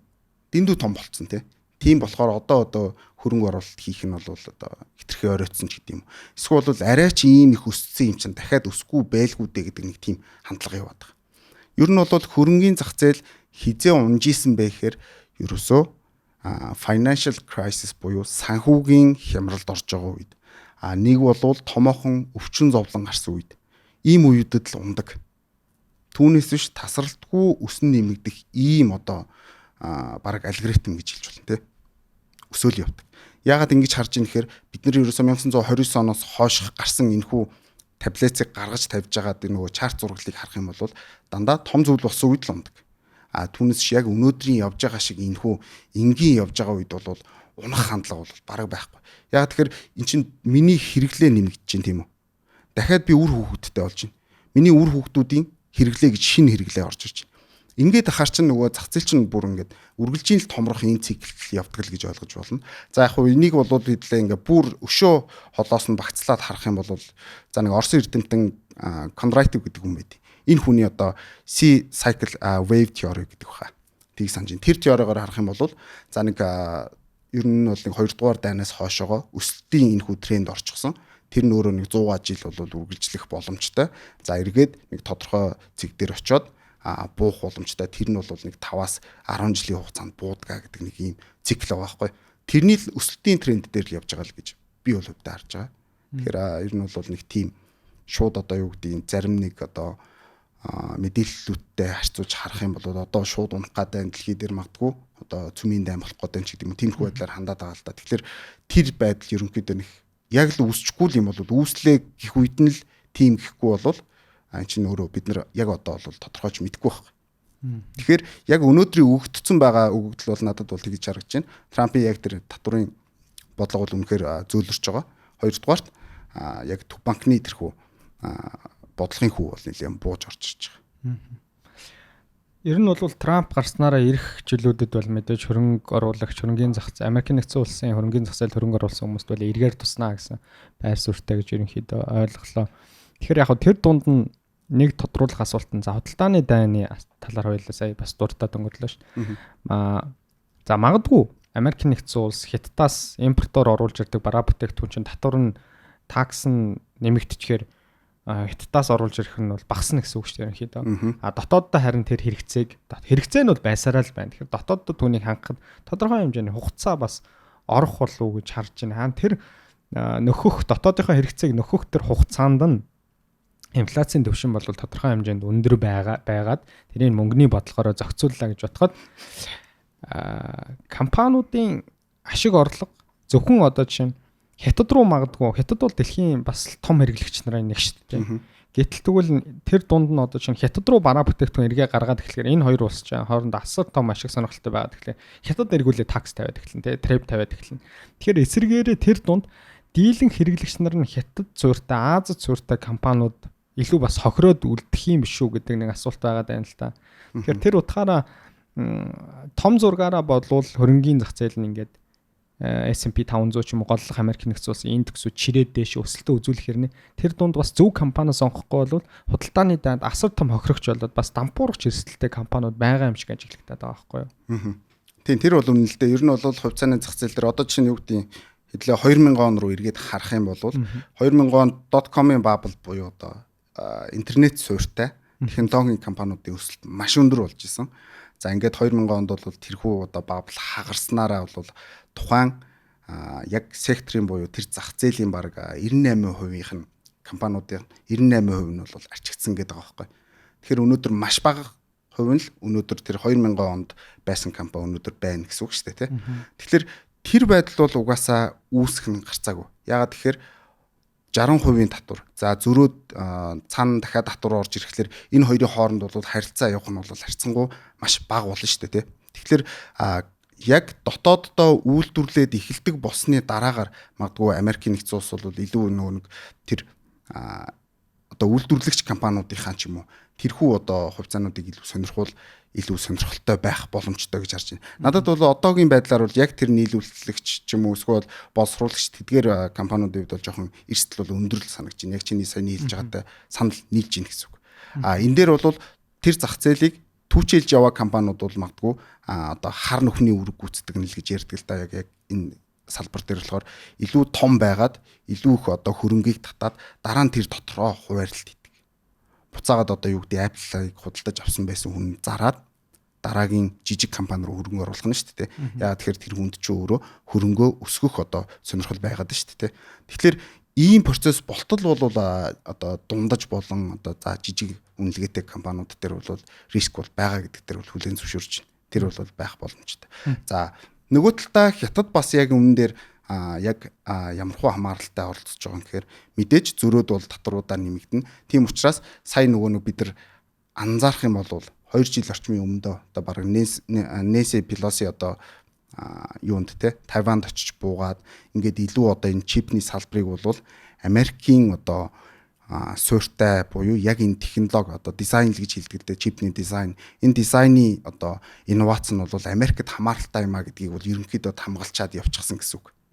Тэгэхээр хятад өөрөө дотооддоо хийж байгаа тэрхүү чипний үйлдвэрлэл нь тэр Тайванд байгаа одоо тэрхүү дизайнтай ингээ харьцуулахаар гүцгүй байгаад шүү дээ. Илүү халдагч гэдэг юм уу, эсвэл илүү их зардлаар ажилдаг ийм боломжтой байгаа байхгүй. Тэгэхээр хятад өөрөө энэ дээрээ технологийн маш том шинжилгэлүүдийг хийж эхлэх бах, дотоодын үйлдвэрлэлүүдээ бас сайжруулах бах. Энэ магадгүй эргээд бидний хувьд бол одоо Хонконгийн зах зээл дээр хөрөнгө оруулах боломж байна. Тэгэхээр энэ хүү хоёр одоо улсын их гүрнүүдийн хоорондох эдийн засгийн асуудал нь өөрөө тусдаа бас боломжууд байгаа. Эргээд бас аюулууд бол зөндөө байгаа л гэж харж болно. Тэгэхээр энэ хүү яг тарифын асуудал чинь угаасаа л байсан асуудал. Хамгийн анх нөгөө хийгдсэн айгүй сонирхолтой байдаг шүү дээ. Chicken war гэдэг юмнаас эхэлсэн тий. Нөгөө германчуудад ингээл дахиад өгөөлэдэг байсан чинь нөгөө германчууд нь зөвхөн Америк дахиад иддэг болсон тий 2 дугаар дайны дараа. Тэгэнгүүтээ 2 дугаар дайны дараа болохоор нөгөөтгий чинь Европчууд манай фермерүүд бол хэцүү байна гэд нөгөө орж ирдэг байсан 5 фаундн дээр нь хийдчихлээ тий. 1.15-аар орж ирдэг байсан чинь 2 хэд болгоод оруулж ирдэг болгонгууд эргээд Америк тэрэн дээр нь санкц тавьсан юу юм гэхээр нөгөө Volkswagen-ы тий Volkswagen-ы нөгөө Beetle ч үлээ тий тэр машиныг орж ирэхэд баг 25% татвар шууд ногдуулсан байх чинь тий. Тэгэхээр яг тэр үед бол яг тухайн үедээ одоо хоёр улс төр яг тэр бүтээгдэхүүнүүдийн одоо эрэлт нь угаасаа нийлүүлэлт нь багасчаар эрэлт нь угаасаа дагаад багасчихж байгаа. Тэгэнгүүт Америкт магадгүй энэ ч маш их одоо дахианы үйлдвэрүүд фермерүүд байгуулагдсан байсан байлаа гэхэд тухайн тэд нар яах вэ гэдэг асуудалд орсон байхгүй. Энэ нь өөрөө явандаа зах зээлдээ шингээд алга болсон. Тэгээд ерөөсөө Европ руу нийлүүлэх ямар ч сонирхолгүйгээр дотооддоо болон Мексик болон Канада руу энийг нийлүүлээд болж гинэ гэж үзсэн баг. Ер нь ингээл зах зээл нь одоо хөгжөөд явж гин гэсэн үг. Тавьж байгаа тарифууд бол одоо юу гэдэг эдийн засгийг бүр ингээл амар савлуулаад байна гэхээсээ илүүтэйгээр илүү хаашаага шингэж орж болох вэ? Тэрэн дээрээ одоо яг суурлаад тухайн компаниуд магадгүй илүү ашигтай ажиллах ийм боломжууд үүсдэг. Тэгэхээр түүхэн дээр бол харахад бол ингэж байд юм лээ чинь тий. Арай өөр талаас харж болох. Трамп бол яалчгүй чөлөөт эдийн засгийн тоглогч шүү дээ. Тэгэхээр магадгүй нэр ирэх одоо засаглах жилүүдэд хөрөнгөний зах зээлд бол маш олон сонирхолтой зүйлүүд болох байх гэж бол одоо хөрөнгө оруулагч бидний зүгээс бол найдаж байна, харж байна. Тэгэхээр чиний байр суурь бол ер нь Америк нэгдсэн улсын томоохон голлохын төгсүүд буюу Америк нэгдсэн улсын зах зээлийн одоо томоохон компаниудын үнэлгээ бол цаашдаа ч өснө гэсэн байр суурьтай байгаад байгаа маань тий. Тэгээд тэр дунд зүгээр нэг юм асуулт байна.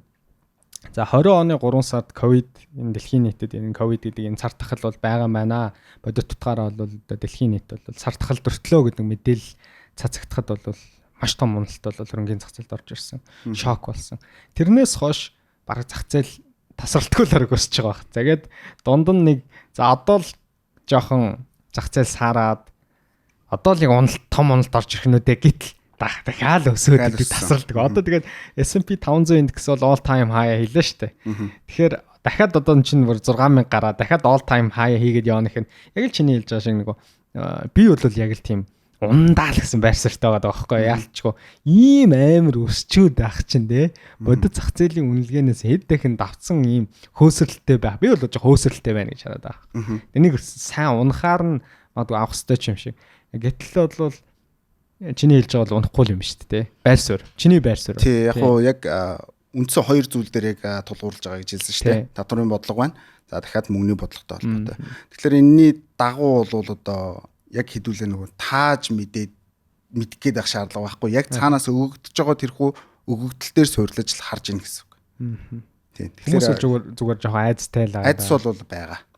Тэр айцыг зүгээр гол нь ингэх зүйл яг үүсэхүүгүй юу гэдэг л асуудал байна л да.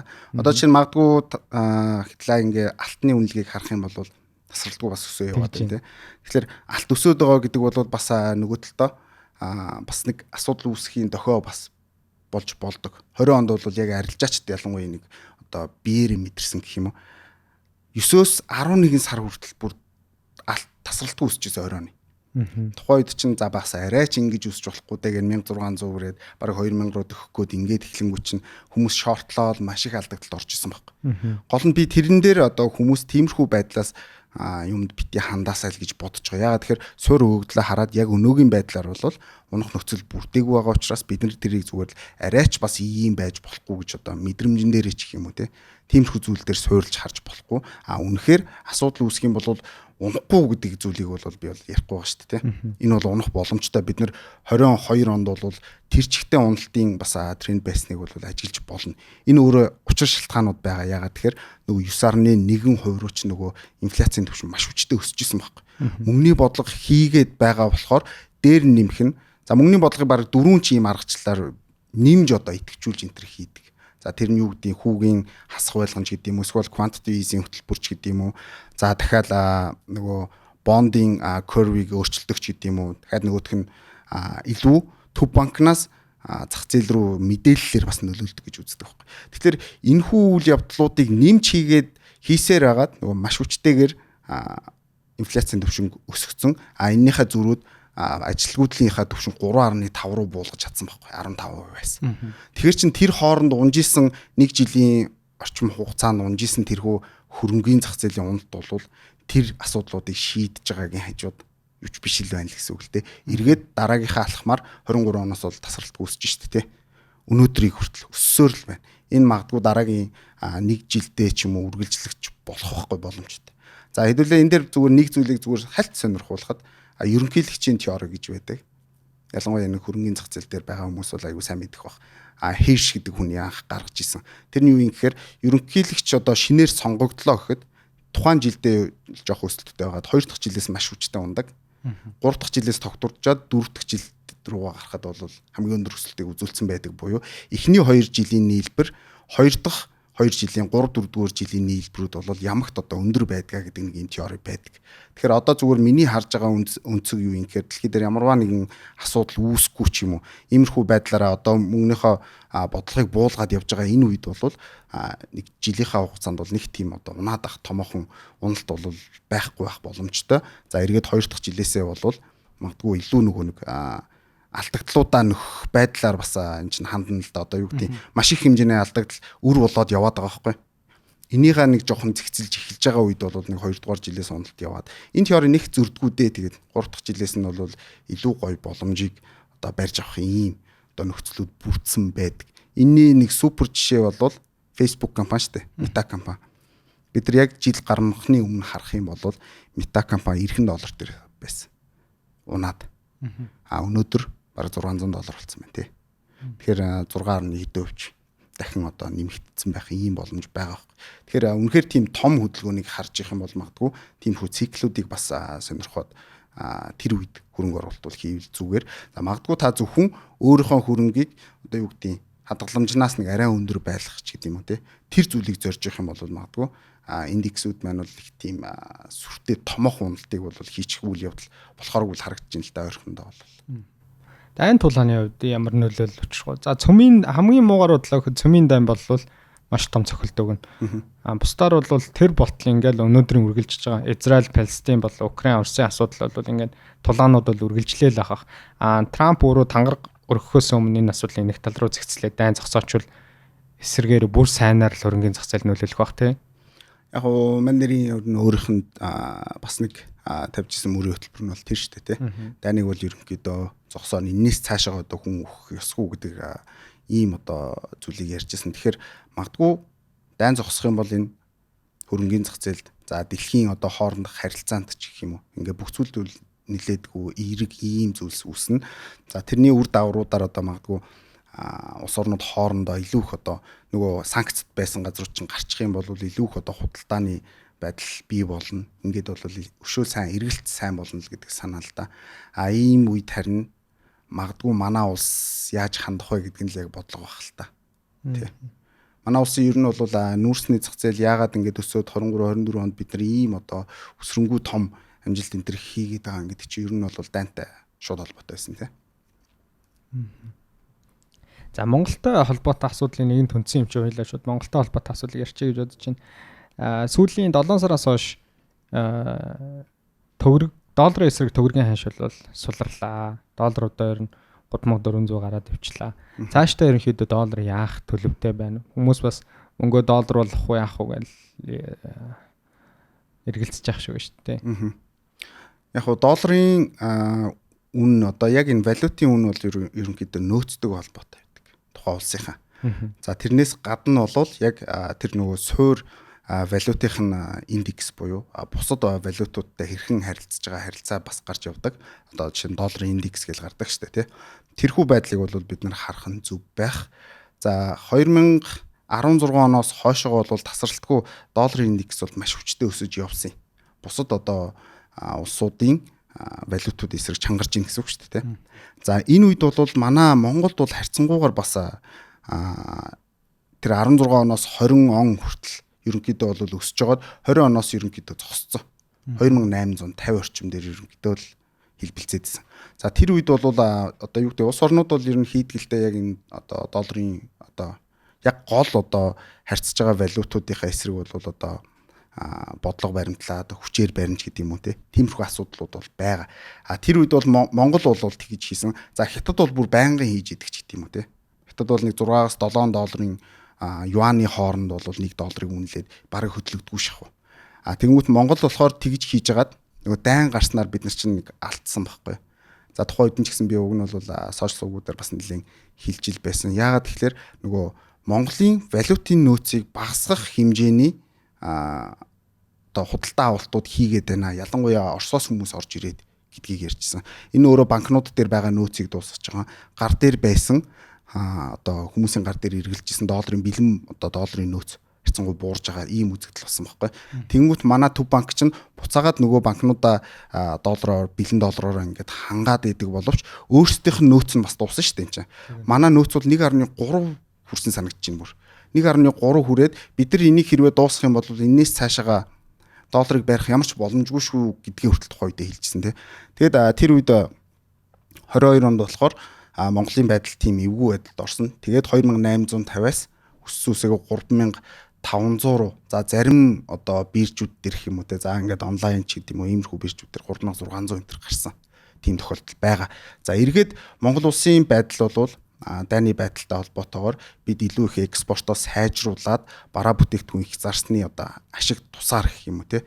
Өөрсдийнхөө долларын нөөцийг маш дажгүй хэмжээнд одоо өөрсдийнхөө хэмжээнд л гэсэн үг те. Маш дажгүй хэмжээнд ингэж бэлдэж авч тавьсан. За өнгөрсөн 3 дугаар сард баг миний санаж байгаагаар бол 5 одоо тэрбум долларын нөөцтэй болсон.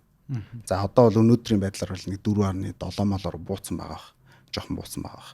Тэгэхээр энэтэй ерөнхийдөө бол тэр долларын одоо хэр чангарах вэ, сулрах вэ гэдэг чинь холбоотой байдаг. Түүнээс ч одоо нөгөө хүмүүс ингэж л хэлдэг л нөгөө сонгуул болох гол ингээл барайл энэ сонгуулийн дараа бол хүчтэй одоо өсөх ийм процесс явна гэдэг. Энэ бол зүгээр ингээ харахаар үнэхээр түүхэн дээр босон зүйлсүүд мөн. Яг тэгэхээр дандаа л сонгуулийн дараа доллар үнэтэй болоод ирсэн учраас хүмүүс энийг ярьж байгаа байхгүй. Яг үндсэн зарчим нь болохоор яаж байх юм гэхээр бид нар яг юутаагаа л уйлдчих хэвээр. Долларынхаа нөөцтэй, гадаад валютынхаа нөөцтэй болон үнэт металлынхаа нөөцтэй шууд холбогдчих хэвээр. Тэгэхээр манайх харьцангуй энэ 2 жилийн хугацаанд бол өөрсдийнхөө гадаад валютын нөөц болон за үнэт металлынхаа нөөцийг дажгүй сайн бэлдэж авсан учраас миний хувьд бол зүгээр нэг тийм амар хүмүүс яриад байгаа шиг 4000 м гарчих боломж бол нэг одоохондоо бол байхгүй байна л гэж харж байна л та. Яг хөө одоо энэ сүүлийн үед өсөд байгаа нь магадгүй би тэр нөгөө сонгуулийн үеэр барьдаг ч юм уу те тэрхүү дараа нь өсдөгтэй бол холбоотойгоор өсөлт орж иж ийн гэдэгт бол магадгүй байж болно. Бас хиймэлэрэлтэй байж магадгүй те. Магадгүй. Тиймэрхүү байдлаар бол өсчиж болно. Гэхдээ үндсэн суурь нь бол манай харьцангуй бас тэр 22 оны байдалтай харьцуулахад бол бид нар нөөцөө айгүй сайн бэлдээд авчихсан байгаа учраас би энэ дэр бол нэг амар тийм буудаал долларын хомсдол үүсээд ингээ үнэтэй болоод байна гэдэг дэр бол нэг юу байхгүй л байна л та. Санаа байхгүй л байна л та. Тэгэхээр урт хугацаанд л ер нь харах хэрэгтэй байна долларын шиг тий. Одоо жишээ нь яг түрүүний чиний хэлснээр хятадын зах зээл бас яах вэ тий. Бид нар бол иргэжлийнхэн төсөн мөсийг бол одоо түүхэнд байгаагүй том хэмжээгээр сая баталчлаа шүү дээ тийм. Тэгэхээр бид нар ч одоо дайны энэ бас нөлөөгөөр маш их нүүрс зарлаа. Бид нар чинь нүүрс зэс хоёрл зарч байгаа болсон шүү дээ. Тэгэхээр гайгүй сайн валют цугларсан байдаг. Гэтэл иргэжлүүдэд бас хятад улс энэ хэмжээгээр манахаас нүүрс авах уу гэдэг чинь бол асуултын тэмдэг. Тэгээ нөгөө Америктэй худалдааны дайн улам чангараад эхлэх юм бол хятадтай эдийн засаг улам л хумигдах ч юм уу багасах асуудлууд яачаар тэгэхээр тэр нөхцөл байдалтай л тулгуурлаж л хармаар юм шиг байна те. За ер нь бол тийм. Гэхдээ ер нь нэг иймэрхүү байдлуудыг хэдлээ яг хүмүүсийн амаар дамжсан байдлаар биш. Ерөнхийдөө үнэхээр суурь нөхцлүүд нь ямар байгаа вэ гэж харж үнэлж дүгнжийл айгу сайн. Одоо жишээ нь 2024 онд Хятадын коммунист намын парти гэж болдог те. Тэр партийн дээрээс одоо хуралдаанаас бол хамгийн одоо голлох шийдвэрүүд гардаг штэ. Тэгэхээр 2024 оны хувьд бол Хятад улс өөрсдөө 5%-аар бол одоо дотоодын нийт бүтээгдэхүүнээ өсгөнө гэж одоо зарласан байхгүй. Тэгээ энэхүү байдалтай ерөнхийдөө хүрэхгүй байгаа байдал бол сая өнгөрөх 10 сарын ихэнх үе хүртэл ерөнхийдөө явсан л та. Тэгээ тэн дээр бол хараад за ингээд хүрэхгүй байгаа юм чинь бид нар өөрсдөндөө байгаа нөөцөөсөө нэмж нийлүүлээд ерөнхийдөө энэ одоо өсөлтийг бол биелүүлэх ёстой гэж бол зорж байгаа. Тэгэхээр тэр зорилтны дунд хамгийн том оруулж ирсэн юм юу юм гэхээр Хятадын үл хөдлөлийн салбар ба шүү дээ. Энэхүү салбарыг одоо маш хүчтэй дэмжих одоо босноо ерөнхийдөө зарлаад эхэлсэн. Тэгэнгүүт одоо байдал бид нар одоо яг манай дотоодод явж байгаа мэдээллүүд ямар вэ гэхээр одоо л нөгөө Хятадын үл хөдлөлийн үнэлгээ унжийн гэж яриад байгаа байхгүй. Энд чинь айл 3 жилийн өмнөөс эхэлсэн зүйл шүү дээ тий. Бид нар Evergrande гэдэг компаниг яаж дампуурж байгааг гэр нь харсан. За 1-2 байгаа компаниуд ингээ асуудалд орсон тий. Тэгэхээр энэ асуудлыг цэгцлэн гэж яриад бүр ерөнхийлөгч нь яриад ингэж байгаа үед бид нар тэрнээс нь одоо зөрж суугаалаа. Энэ унжаагаач гэдэг юм уу. Тиймэрхүү байдлаар ерөөсөө хандаж болохгүй л гэж л гэдэг. Мэдээлэлтэй айгүй ойрхон байх хэрэгтэй. Сая өнгөрөгч 7 хоногт бол яг тэр байдлыг бол Хятад улс даяар нилээдгүй бас яриад хилцээд явж байгаа. Энэ дээр хаанаас мөнгө гаргаж өгөх бодолтой байгаа ерөнхийдөө одоо сангийн сайд нь за би нэрийг сайн санахгүй байна. Цус дурдсан. Энэ бол одоо юу гэдэг гадны томоохон улсуудын эзэмшиж байгаа бондноосоо бид нэр зарна гэдэг асуудлыг ярьсан. Тэр нь юу юм гэхээр Америкийн бондыг л ерөнхийдөө зарах сонирхолтой бол хэлж ийн гэсэн. Ер нь бол Хятад нэмж авахаа болцсон. Одоо энэ Америкийн нэгдсэн улс гэдэг улс ч өөрөө яаж үр бүтээгээд байгаа юм гэхээр энэ мөнгөний зах зээл, за хөрөнгийн зах зээл хоёр дээр бонд өөрсдийнхөө улсынхаа бондуудыг гаргаад за 10, 20, 30 жилийн бондууд нэг жил хүртэлх бондууд гэдэг ингээд тусдаа ялгаатай бондууд гаргаад байгаа байхгүй. Нэг жил хүртэлх бондууд гардаг чинь болохоор нөгөө ковидын үед гаргасан T-note, T-bill гэдэг ойлголтууд буюу нөгөө илүү богино хугацааны өгөөж сайтай ийм бүтээгдэхүүнүүд байдаг. Энэчнээсээ ерөнхийдөө хадгалж исэн хадгаламжнаасаа ерөнхийдөө зараад бэлэн мөнгө болгож авж байгаа ийм сонирхол тэр нь өөрөө үл хөдлөлийн салбар руу оруулах гэж байгаа ийм л одоо хүлээлт байна шүү дээ. Тэгэхээр чим одоо бид нар юу гэдэг манай Монголоос одоо магадгүй нүүрс авахаа болно. Яагаад гэхээр ингээд юу энэ төр нь унж байгаа тий. Үл хөдлөх нь унж байгаа энэ төр гэдэг асуудлууд яригдаад байгаа. Тэр бол би бол одоохондоо бол биелэхгүй зүйл байх гэж зүгээр харж байгаа. Яагаад гэхээр энэ цаашдаа улам өсөх ийм хандлага руу орж байгаа. Тэр хотуудыг доогуур нь холбож байгаа дид бүтц чинь тэр чигтээ ган байхгүй. Энэ гангаар одоо холбож байгаа явдал нь өөрөө тэр эрэлтийг ерөөсө бууруулахгүй. Ялангуяа манахаас авж байгаа одоо тэр 88.3 гэсэн баха 25 онд бид нар 88.3 сая тонныг Хятад улсад нийлүүлнэ гэдэг. Тэр эрэлт бол буурахгүй зүгээр үнэн нь бол асуудал. Тэ? Одоо бид нар жишээ нь яг өөрсдөө төсөвтөр тэнцвэржүүлсэн үн гэл нэг үн оруулж ирээд бид нар 24 ондоо бол жишээ нь нүүрсээ бол $140 хамгийн багтаа зарна гэдэг ч зүгээр тааж тавьж байгаа л ийм тооцоол шүү дээ. 24 оных бол $140 байсан санагдчих. Яг өнөөгийн байдлаар бол нэг 105-аас 110-ийн хооронд л нэг одоо тонн нүүрс коксчих нүүрс зарагдаж байгаа шиг байна тий. Тэгэхээр манайх бол тэр нөгөө 83 гэж зорж байгаа ч айгүй сайн. Хэрвээ тэр зорилтондоо хүрээд бидний нөгөө нэг бомтын гарах одоо нийлүүлэх сүлжээ маань тэрийг дааж их юм бол энэ супер байхгүй. Гэхдээ дэлхийн зах зээл дээр яг тэр үнэлгээ үнэхээр унаад ороод ирэх юм бол бид нэр төсөвдөр алдагдал хүлээн. Асуудал болох уу болох хэвээр. Яагаад тэгэхээр эргээд нөгөө бидний хүлээжсэн одоо баг 25 оныхоо чинь $129 нэг тонныг нь зарна гэж бид нэр тэнцвэржүүлсэн үн гэдгээр ингээд төсөвтөө бичээд оруулсан байна шүү дээ тий. Эндээ хүрэхгүй байх юм бол манайх илүү одоо баг 100 сая маяг баг нийлүүлэх шаардлага үүсэх байхгүй. 24 оны хувьд бол тэглээ шүү дээ. Бид нар 60 саяыг зарна гэж төсвөлж ирсэн. Одоо бол бараг 60-аас бол нэлийн давцсан байгаа. Бараг ингээд жил дуусахад бол 80 орчим руу дөхнө гэж одоо бодож байгаа. Тэр нь бол нөгөө үнийн уналтыгаа бид нар аргалчаад байгаа байхгүй. А 25%-ны хувьд бол тоо хэмжээг нь нэмсэн, Үнээч өндрөөр тавьсан. Өнөөдрийн байгаагаас өндрөөр тавьсан гэсэн. Тэгэхээр тэн дээр бол асуудал гарах магадлал байгаа. А биднээс нөгөө нэг авах хэмжээ бол нэг багасна гэж бол бодохгүй байна. Яагаад тэгэхээр чин гаднаасаа бас бид нар энэ бомбтуудаа нэлээх дэмжүүлсэн. Та анзаарсан бол те яг энэ гарч байгаа бомбтууд дээр илүү их урсгалтай болгохын тулд Хятадаас бол буцалтгүй тусламжууд энэ төр нэлээд орж ирсэн. За Монголын 20-50 дээр бас энэ бомбтуудын сэргэлтийн асуудлыг нэлээд тодорхой тусгацсан байсан. Маш сайжирсан манайх. Ихээр гаргадаг болсон үнэн. Тэгэнгүүт эргээд харангууд Хятадаас мэдээж одоо юу гэдэг 1 жилийн дотор авахын тулд тэнцээ хөрөнгө оруулаагүй шүү дээ. Тэ. Тэгэхээр энийг бол урт харж байгаа гэж бол би хувьдаа харж байна. Тэгээд яг тэр эргээд одоо үл хөдлөлийн салбар сэргэх ийм боломж бол үүсэж байгаа гэж харж байгаа. Хятад бол одоо ялтчул Хятад улс шүү дээ. Энэ бол хэлсэндээ одоо байх. Тэрнийхээ төлөө зорддог. Тэ. Энд чинь ерөөсөө системийнхэн давуу тал нь гэх юм уу те. Ерөөсөө тэр ихгүй. Тэгэхээр миний хувьд бол тэр 80 манай тооцож байгаа тэр 88.3 билүү дээ. 88.3 сая тонн гэдэг бол нэг их тийм дааж давшгүй амир биш. Гол нь тэр зах зээл дээр үн унчуул жоохон хэцүү юм аа л гэдэг асуудал үүсэж байгаа. Тийм боломж үүсэж байгаа. Яагаад тэгэхээр энэхүү дайн одоо намжаад багасаад ингэж зогсох юм бол манай хамгийн том өрсөлдөгч одоо Австрали гэж улсын одоо коксчих нүрсэн шүү дээ. Маш өндөр хэмд одоо сайн барьцалтаж чаддаг. Тэр нүрс зах зээл дээр тоглогч болж орж ирнэ. Тэгэхээр урд мужуудаар бол магадгүй чинь манай Монголоос хойгуур авснаас илүү ойрхон байхгүй. Усан төмөр замчин усан замчин болохоор хамгийн хямдхан одоо тээвэр биш дээ. Тэгэхээр магадгүй манахаас аваад хоёр талаас аваад бол энэ хоёрын үн одоо дундажлагдаад багасчих юм бол энэ өөрөө асуудал болж магадгүй. За азар бол харьцангуй бас Австралийн бас нүүрс бас жоохон үнэтэй байдаг те. Тийм учраас тэр байдлын юмыг бол ер нь сайн харах хэрэгтэй л гэж бодож байна. Одоо тэгтээ дайны асуудлаас болоод Австраличаас санкцд ороогүй байгаа те. Хятад бол тэгтээ Австралиас авсан хэвээр байгаа те. Аваагүй. Манайх 23 онд чи ер нь ягаад илүү их бүтэмжтэй болсон гэхээр ерөөсөө шууд линттэй холбоотой. Санкцд ороод энэ нөгөө нэг Саксны орнуудын хоорондох хийсэн гэрээний дагуу ер нь бол Австрал Хятадыгаа ерөнхийдөө бандж байгаа асуудал байхгүй. Окей.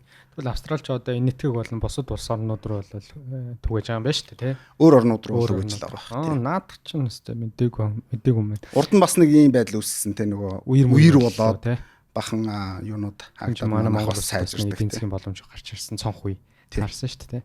Тэгэхээр яг Хятадын үл хөдлөхийн салбар эргээд сайжирч байгаа гэдэг бол өстэй маш чухал мэдээлэл байна. Бид нэр эргээд бас Хятад улсын хувьцаануудыг Хонконгийн зах зээл дээр байгаа бас Шанхай бирж дээр хувьцаануудыг эргэж харах цаг үе бас таарч ах шиг байна те. Alibaba, Baidu гэл одоо бас Хятадын томоохон онлайн худалдааны томоохон компаниуд байна шүү дээ. Тэгэхээр бид бас Хятадын зах зээлийг харах цаг үе мөн гэж ойлголоод дан ганц Америкийн нэгдсэн улс гэж хараад байхгүйгээр те. Тэгээ хоорондоо нөгөө тарифын асуудлаас болоод энэ зах зээлүүд чинь дотоод бас өсөх боломж байна гэж хэлэх гээд байгаа. Ерөнхийдөө бол нөгөө талаас ер нь одоо нийтээрээ ч юм уу те харж байгаа нь бол энэ хоёр одоо эдийн засаг хоёулаа л муутах гэдэг гэж харах гэдэг боловч яг үнэндээ нөгөө дотооддоо ингэ шингэдэг гэдэг шиг илүү одоо дотоод зах зээлүүд нь сайжрах ийм боломж бас үүсч болцшгүй ийм нөхцөл байдал байна л да. За найз нь хамгийн сүүлийнхээ асуултыг асууя. Одоо хоёулаа дэлхийн эдийн засаг болон хөрөнгөний зах зээлийг тоомтгаар нь бол маш гоё дэлгэрэнгүйгээр товч өгөө тодорхой тайлбарлаж өглөө. Одоо Монголын зах зээлтэй.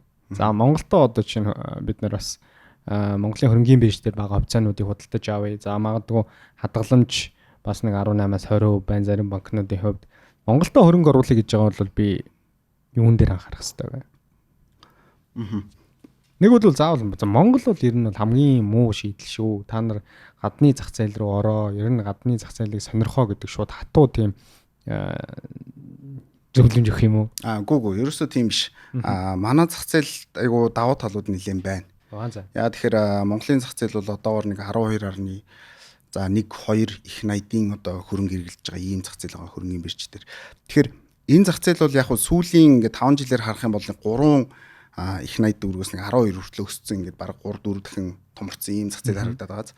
Тэгэнгүүт энийг бол ер нь хүмүүс нэг жоохон хитрхи том болчлоо. Одоохондоо бол ингээд унах ёстой ч гэдэг юм нөгөө нэг хүлээлт чинь дахиад үүсчихсэн байгаа гэсэн.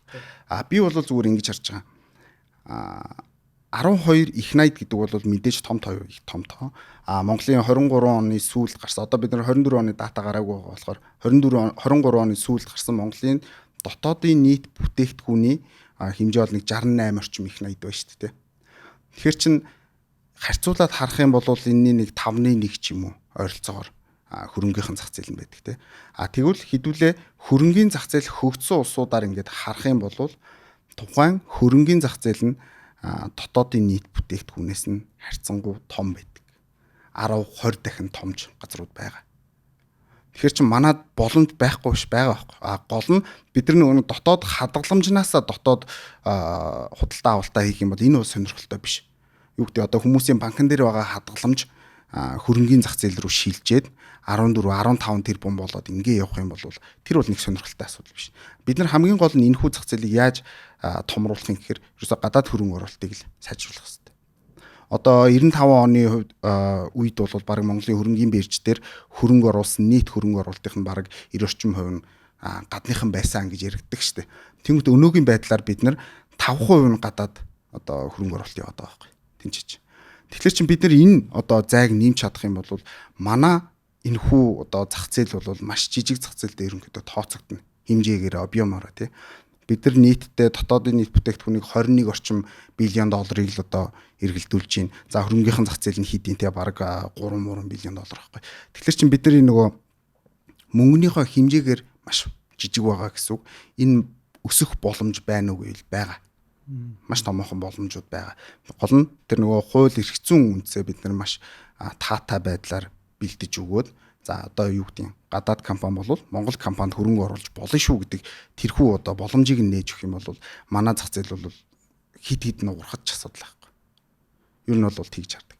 За Монголын хувьд одоохондоо зүгээр илүү банк руу ч юм уу хадгаламж энтер рүү хийхээс ерөнхийдөө илүүтэйгээр хүмүүс хаашаа хийгээд нэхэр ерөнхийдөө бондууд руу хөрөнгө оруулалт хийгээд байна л да. Яг тэгэхээр Монголын ч одоо хамгийн өндөр өгөөчтэй бүтээгдэхүүн бондууд яваад байна шүү дээ. Нээлттэй бондууд бараг 18-аас 20 орчим байна. Зарим нэг хаалттай бондуудын хувьд бараг 22 ч орчим хувийн өгөөчтэй байх шиг. Тэр бол маш өндөр өгөөж гэсэн үг байхгүй. Тэгэхээр эдгээр зах зээлүүд бол одоохондоо бол илүү сонирхолтой байна. Гэхдээ явандаа одоо энэ гадны хөрөнгө оруулалт нээгдэх юм бол бид нар энэ олон улсын зах зээл дээрээс ерөнхийдөө өөрсдөн рүү ийм одоо мөнгө татах ийм боломж нээгдэх юм бол манай хөрөнгөний зах зээл бол маш жижиг.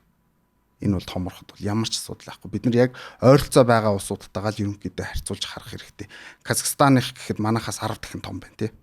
Дотоодын нийт бүтээгдэхүүн нь баг 300 биллион доллар баг. Манайх 21 гэж шүү дээ тий. Манайхаас 15 дахин том ийм улс. Тэгэнгүүтээ юу нь болохоор хөрөнгөхийн зах зээл нь болохоор 10 дахин том байх ч шүү дээ тий.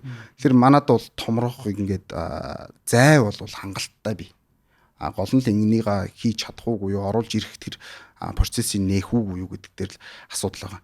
Тэгэхээр нөгөө нэг хүмүүсийн л юутай л их холбоотой асуудлууд болоод байна л да. Юмыг хардаг өнцгтэй. Тэгэхээр би зүгээр ингэж боддtiin зүгээр яагаад ийм багш болоод эсвэл яагаад ийм телевизэд ингэж мэдээлэл хүргээд яваад байгаа вэ гэхээр нийт монголчууд маань яг энэ эдийн засгийн ойлголтыг маш энгийн байдлаар ерөнхийдөө авдаг байгаасаа энэ чинь бол одоо юу гэдэг заавал одоо бид нэг амар том тооцоол энэ төр дээр толгоо гашлах явах албагүй байхгүй. Маш энгийн зүйлсүүд энэ мөнгөний бодлого энэ төр сангийн бодлого мөнгөний бодлого те мөнгөний бодлого бол төв банк хэрэгжүүлдэг сангийн бодлогыг бол сангийн яам хэрэгжүүлдэг. Сангийн яам нь бол илүү одоо төсөв буюу үрэх талдаа хийж энэ мөнгөний бодлого нь тэр зах зээлийг илүү тэлэх үү яах уу гэдэг дээр сонирхлоо хийж ийн гэсэн үг те. Тэгэхээр эдгээр ойлголтуудыг бол бид нар харьцуулж хардаг болох хэвээр.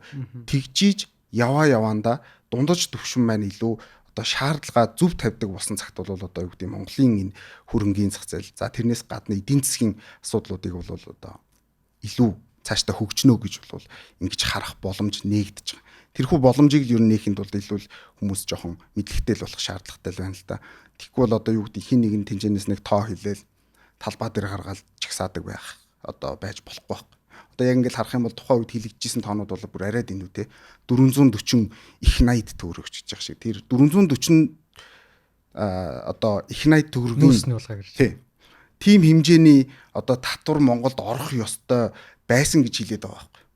Энд чинь бүр ямарч боломжгүй. Бүр ингээд улсаараа бүр ингээд зарсан байсан ч бид нэр тийм их хэмжээний татвар одоо зөвхөн татвараараа олох тийм боломж байхгүй шүү дээ. Энд чинь 44 ч гэсэн ер нь бол ихтэй орно. Би бол яг тэр тоог нь тэр гэж бол мэдгүй. Гэхдээ 44 ч гэсэн маш өндөр. Яагаад тэгэхээр бид нар тухайн үед бол тооцооллыг харж исэн. Яг гаргаж тавьж исэн хүмүүс нь бол жилүүдийнхаа дундчийг ерөнхийдөө дандаа өндөр үеийнхаар бол тооцчихсон. Сүүлийн 10 жилийнхаа маш өндөрөөр тооцсон байсан. Тухайн үед чинь нөгөө нэг баг 300 зарим одоо фьючерс зах зээлүүд дээр $390 молор хүрсэнэлтэй коксч нь үрсэж байгаа. Тэр үеэс нэг жоохон 290 мэрэж тооцоод байгаа. Хизээч яг дандаа тийм байгаагүй. Ер нь л нэг жоохон 100 гарантай байсан. Тухайн үед бол нүүрсний хэрэгцээ маш өндөр байсан учраас тийм өндөр одоо үн фьючерс зах зээл дээр тогтоод үндсэн үн бол ерөнхийдөө тийшээ хөтлсөн байдаг. За тэгээд өнөөдөр ороод ирсэн байгаа үн маань ч гэсэндээ ерөнхийдөө бол нэг тийм явдаг рейнжэнд л явж байгаа л үн байхгүй. Их хямдраал одоо дэлхий дээр хэрэггүй болоод байгаа биш. Тэгэхээр бид нар эдийн засгийн ч юм уу санхүүгийн ямарваа нэгэн байдлаар ойлголттой байж зөв шаардлага тавьдаг асуудал үүснэ шүү дээ тий. Зөв шаардлага тавьж чадах юм бол эн чинь өөрөө бол яг одоо ямарваа нэгэн одоо улс төрийн тэрхүү популизм ч гэдэг юм уу юмд бол өртөх боломжгүй болж эхэлнэ гэсэн үг байхгүй. Бид нар яг л зөв тоогоо бариад зөв шаардлага тавьж. Тэгэхгүй хүн болгоны дансан 125 сая төгрөг лөө тэр нөгөө юуны нүүрсний улгаачаа. 125 сая төгрөг байх ёстой гэд ингээд зүтгээд ах юм бол ийм хэмжээний мөнгөө гэд ингээд зүтгээд бид нар мөнгө авъя гэд ингээд чагсчих юм бол тэр бол одоо яг ингээд тоглоом нь бол дуусчаад идэх те. Бид нар угаасаа гашуун туршлаасаа харсан шүү дээ. Энийг. Тэгэхээр илүү дундаж давхаргын маань одоо эдийн засгийн боловсрол мэдлэг сайжирж иж бид нэр цаашдаа энэ хөрөнгөний зах зээл тэрнээс гадна одоо эдийн засгийн асуудал бол илүү цаашаа сайжирч явах юм а гэдэг нэг юм гол зорилго яваад байгаа.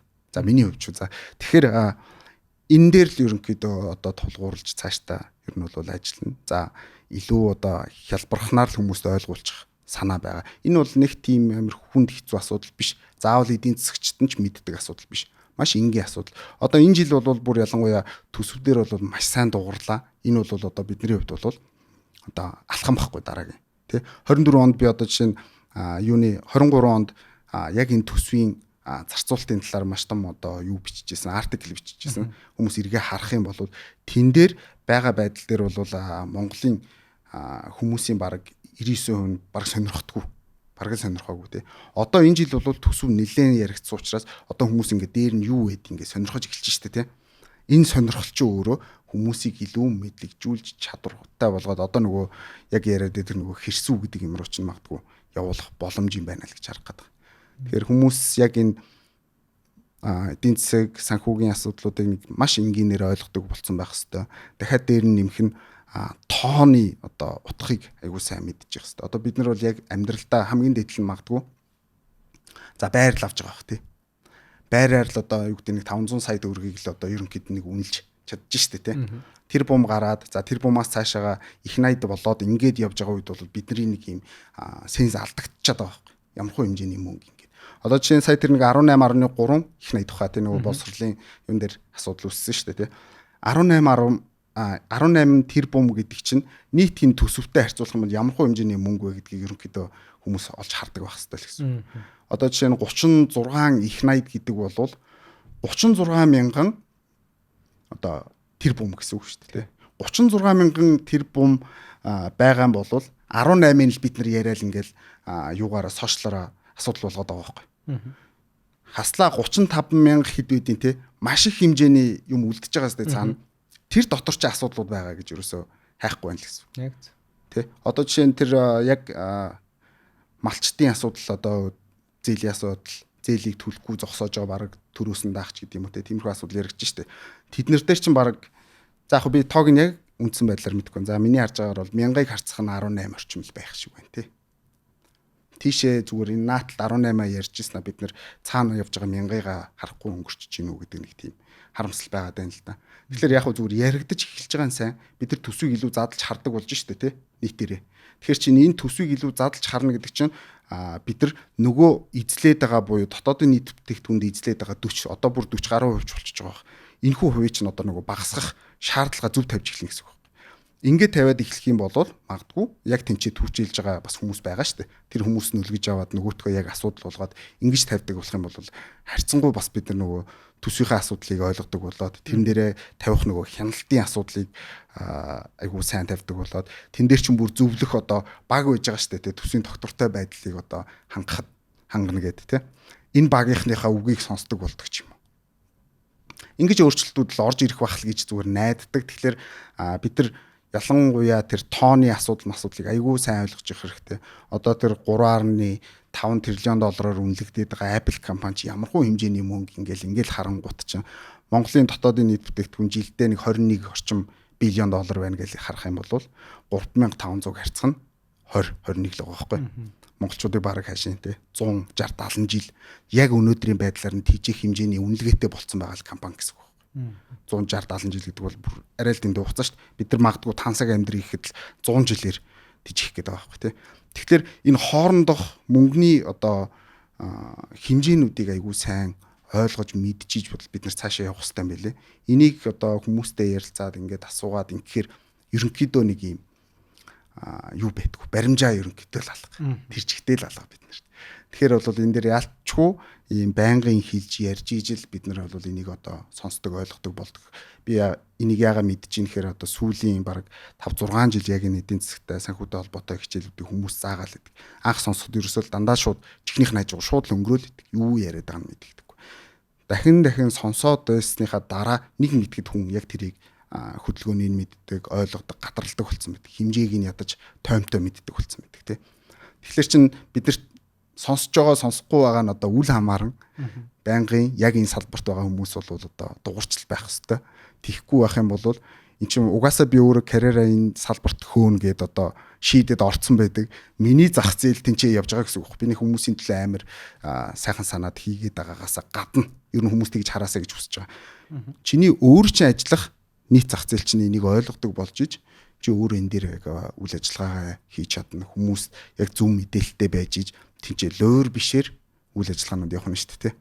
Ер нь энэ хөрмөнгөтэй холбоотой юмнууд хэцүү маш их одоо лөөрийн асуудалтай тий. Этикийн асуудал яригддаг.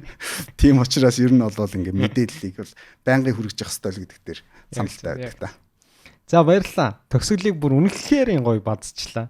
Яг яагаад гэдэг асуултанд яагаад өнөөдөр энэ цугад бас өөрийнхөө мэдлэг туршлагаа хуваалцаж байгаа. Яагаад өнөөдрийн ажлаа хийж байгаа. Яагаад Монголдо буцаж ирээд ажиллаж байгаа гэдэг бүх асуултуудыг маш гоёор суурийн тавиад төгсгөлийг бол базаж өгсөн.